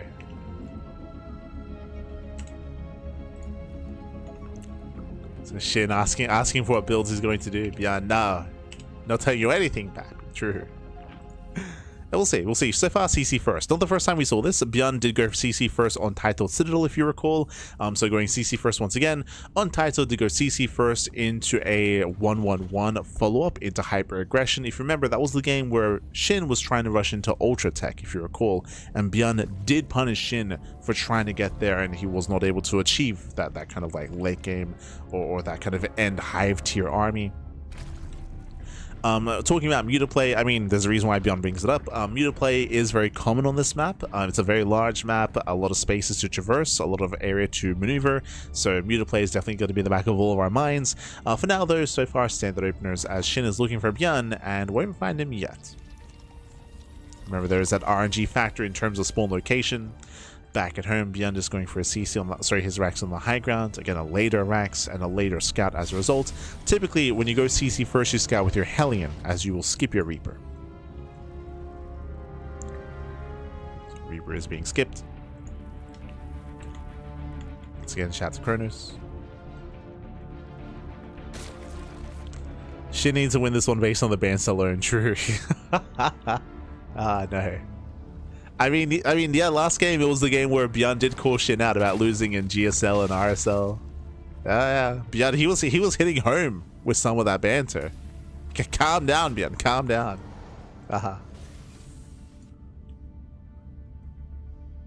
We're all friends here, baby. We're all friends here.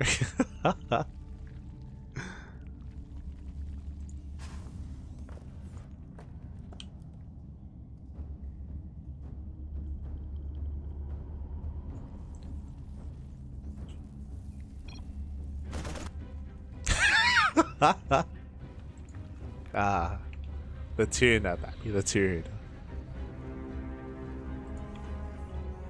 We like Dong one here. The Dong one.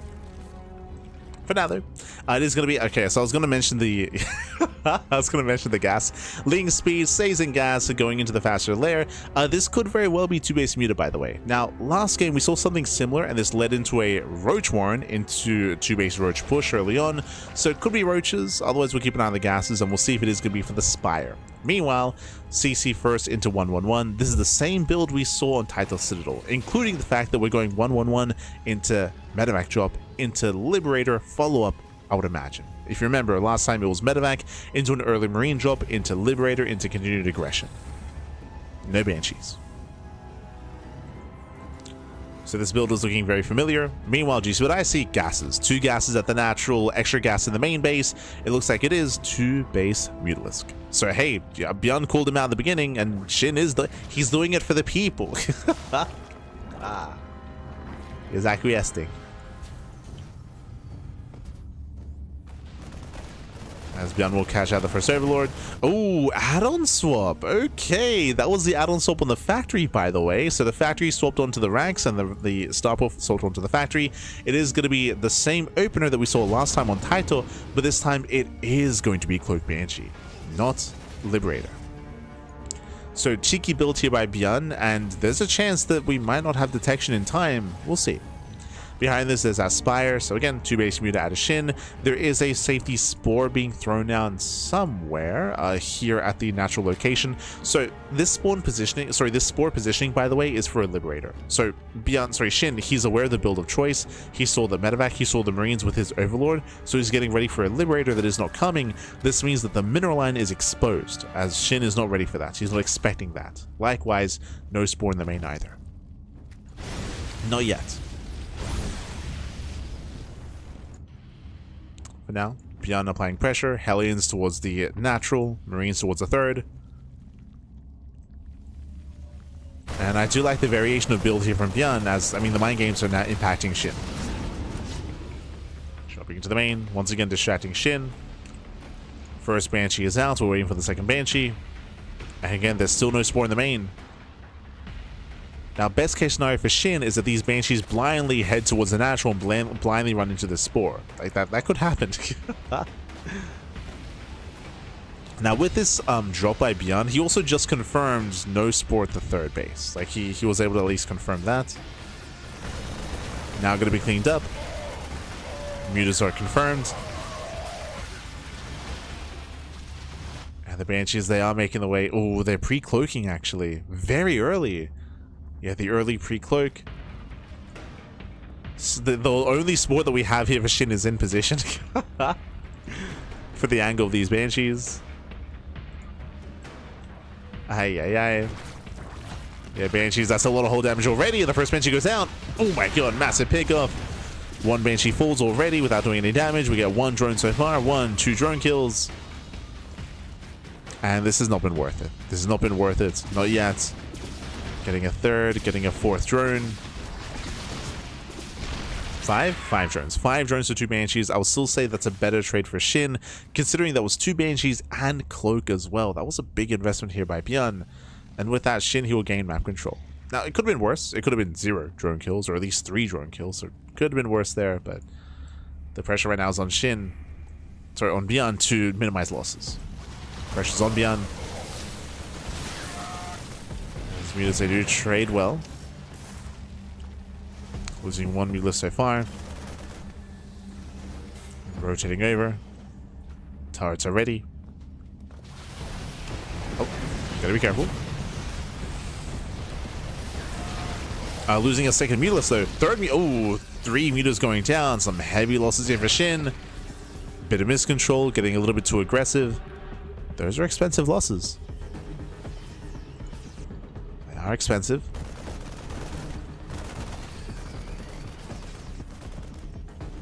And ByuN just commits. he just commits across the map, doesn't even care. He ignores the Mutalisks. And how much Ling Bane is there? Baneling speed is done. We have 7 Banelings morphing in. It's going to be 16 Banelings in total. ByuN commits, and it all comes down to this fight. Yeah, this is one big fight. ByuN does have the upgrade advantage. +1 carapace is finishing up in a couple of seconds for Shin. Yeah, big timing there. Carapace does finish. He goes in. Banelings 8 crashes to the first line. Ooh. Yeah, mine shots going off. Bit of friendly fire, and Shin holds. Shin, he ulti, cleans this up completely. Had plenty of Ling Bane to defend. Collapsing on the medevacs. And this is a big loss here for ByuN. Throwing away his entire army, losing everything. Every Marine goes down. Medevacs, they do not escape. Back at home, ByuN, he's not done. We're just gonna keep going for drops. The drop play continues.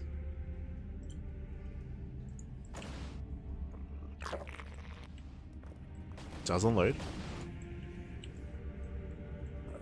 It does unload. We do have Thor production underway. Drilling claws. Shin now droning up his own 4th. He's droning. Shin did miss the double drop, which is a little bit concerning. Like, ByuN, he can maybe sneak up on that 4th base and get into the mineral line. There's a chance. He does find the 5th. That's a kill. I mean, nice pickup. That's a kill. That's a kill, not a cancel.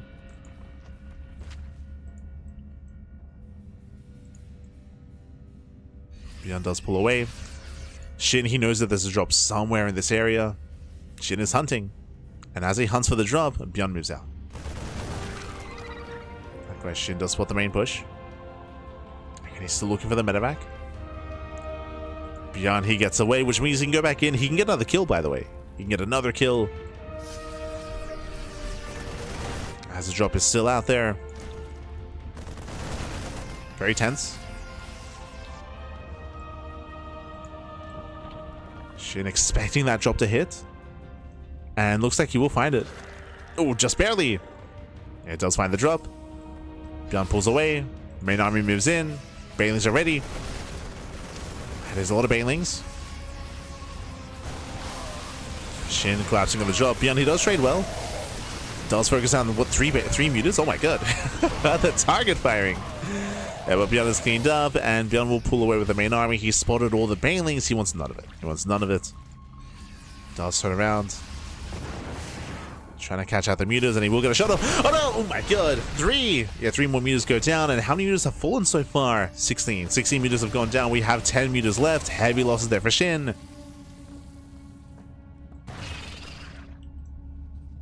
Shin bleeding out more mutas. Thor count is getting higher. Nice pickups. 2 mutas going down. Catching out 2 mutas. ByuN should pick up in time. Oh, there we go. I'll pick up. Does pick up at the same time. Lings, they get across the map. No wall. Hero. Yeah, the wall's not a wall. Nice round on the Thor. Very nice pickup. As the Thor will go down. Gets into the mineral line, catching up some SCVs as well. ByuN pulling back. He turns everything back around, by the way. And turns around back home. And Shin gets some breathing room. Oh my god. Oh, does get some breathing room. Once again, better positioning here by ByuN. Trading as best he can. Catching out more Mutalisks. Should get one more at least. Ooh, does get one. Yeah, one more muta goes down, and ByuN, he's had enough defending. Oh my god, massive mine shot. He wants to keep pushing. The Thor tanks. Yeah, the Thor is tanking. Banelings do not connect. Ooh, was that the only Thor? There's one more left. Yeah, there's one more Thor on the way. Just now popping out. Very low Thor count. Lings ate us around. Yeah, better engage for Shin. So far, at least. Yeah, better connections. Catching out some of the Marines. Decent spread here by ByuN. ByuN, he will take the fight. He keep going. Keep going. Oh my god, gets the final Baneling. Final Baneling goes down, and ByuN has to make a choice. He could either keep pushing and try to kill Shin. He doesn't try to go for it, doesn't go for the natural, instead going for the fresh bases. Going for the fresh expansions. A little bit of a safer choice here by ByuN. It's a safer option. We'll lose the medevac. Nice magic boxing on top of the Thor. Thor is going to get picked off. Oh my god. Yeah, massive pick off. Thor goes down, but does get the expansion. Or does he? Oh, massive overstim. Yeah, ByuN is overstim. Lings, they trade very well here, even without Banelings. Massive overstim, and ByuN is losing momentum. He fails to kill the expansion. Hatchery survives. And ByuN's being shut down. I mean, he's trading decently here, but the problem is that if he loses this position, what about the base? What about the planetary? The planetary is going to be exposed next. Shin does confirm. Going for the Ultra Cavern. Ultra Cavern's on the way, and you can see ByuN just plummeted in supply. His goal was to end the game earlier, but we had a couple of key moments here, catching out a couple of Thors, forcing back the army, delaying the push. Shin buying time. Oh my god. That's a lot of mules. Jesus. The mule hammer back.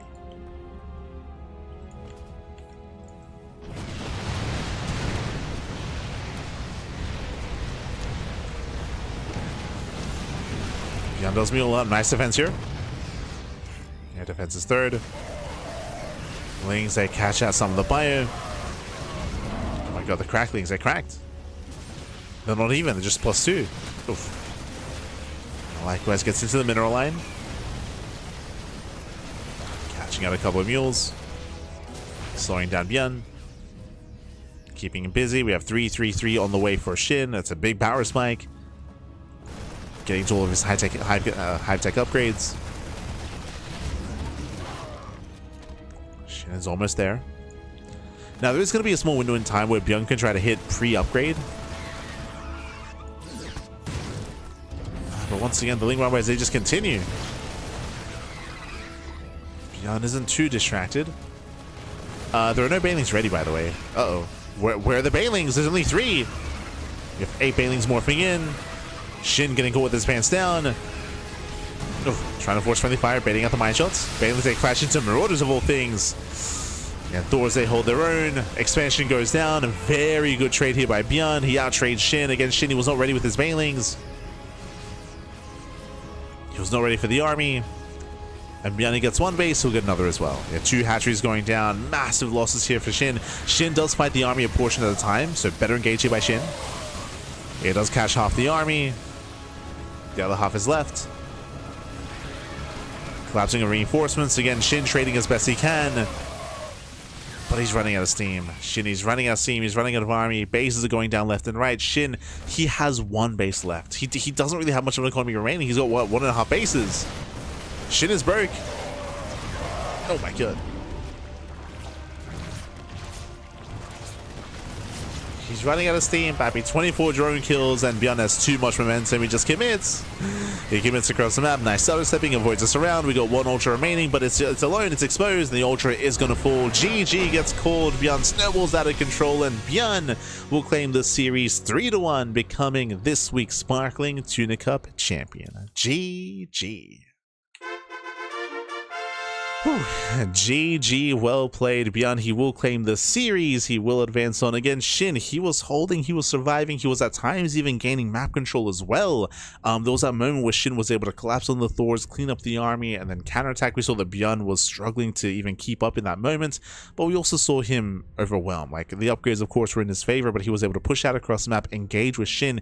Even though the supplies were close, Shin wasn't quite ready for it. He had vanilla, or he had just Ling Muta. He had no Baneling support. He had no spellcasters, he had no ultras yet either, and he took a very rough fight outside of his outside of those northern bases. So a really rough engage, bled out far too much, and then ByuN snowballed out of control. Once ByuN won that fight, bam, 2 bases went down. 2 bases went down, economy was crippled, and Shin couldn't afford his ultralisks. GG. GG, well played. As ByuN does claim the series. Again, a very intense back and forth there, and we almost had an ace match. I would have preferred a game 5, regardless of how it went, but congratulations to ByuN. Congratulations. GG. GG. Just catching up. No Adreno, no cracklings. Yeah, as we mentioned during the cast, we did mention that that the upgrade time was still on the horizon, referring to 3-3-3 with Adrenal. It was on the horizon with kind of splitting as well, actually. It was like all the upgrades at once, which you could also argue was maybe Shin slipping up in his macro, as he could have started his upgrades much sooner. Instead, we saw everything at once, showing that, again, the game wasn't as intense as it was, taking up all the attention, of course. But GG. GG. And with that, congratulations here to ByuN. Shout out to Shin for competing, of course. Big shout out to Kronos for providing some translations. Big shout out to Kronos, as Kronos did join us for a little bit here, and providing some lovely translations in the chat whenever possible. Again, Kronos, he has been a member of the CranKy Ducklings for many years at this point. I guess we might have some newer viewers in the chat. For those who did not know, the CranKy Ducklings, we did start back in 2014. We did begin as fans of Crank. That's kind of where the name CranKy comes from. Sometimes there are people that are like, yo, why is the duck upset? Why is it cranky? Why is it angry? What's going on? Oh, it's a reference. It's a reference to Crank. Crank, back in the day, he was the team captain of Axiom Esports, which was Total Biscuit's team, and Crank, he has really good English, and he would stream in English on a regular basis over on Twitch, and his mascot was a duckling. His mascot was a duckling, so I mean, you can piece it together where if that's kind of where we all came from. And we have no real affiliation with Crank. I think a lot of people initially, when we first, you know, debuted, a lot of people just assumed that like Crank was like in charge of the organization. But this is more of like a tribute or like a reference, just because, you know, that's where we all started, and you know, we all met as a part of Crank's community, of course. And the reason why we began casting even is, if you recall, post, you know, what happened with John Bain with Total Biscuits, Crank, he did decide to stop streaming English. He decided to stop streaming in English, and he started streaming Korean, to the point where at this point Crank is the biggest Korean caster in StarCraft 2, 100%. And he even has branched out into covering other events, and right now he's really successful when it comes to being a Korean streamer. But he did decide to focus on the Korean side of things, just because there was a noticeable, I would say at the time, and even now a little bit as well, like there was a noticeable gap when it comes to Korean community casters.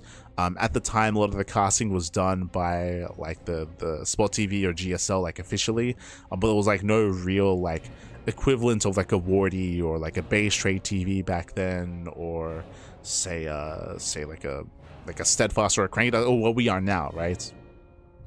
Community coverage, community casting wasn't really a thing in Korea, so Crank decided to like take out that mantle and fill that role. And when that happens, you know, that in a sense it was a little bit bittersweet, because the foreign fans, the English fans of Crank, were kind of left behind, and we're like, like we still want to, you know, do our part and do something ourselves and do what we can. And that's when we founded the CranKy Ducklings, again attributing our name to Crank, of course, to pay respects, to give tribute, and to do things our own way. And as such, we started hosting our tournaments, we hosted our amateur events, started casting some regional tournaments like the Vietnamese Team League and Sentimiento Latino, and eventually branching out to the point where we cast more StarCraft than anyone else out there, more than Wardy, more than Steadfast. We did the math as well, like since like 2022, I want to say, or even 2021, we were casting more StarCraft than anyone else. To an unhealthy amount, I would say. it was very, very intense. Very little sleep, non-stop casting.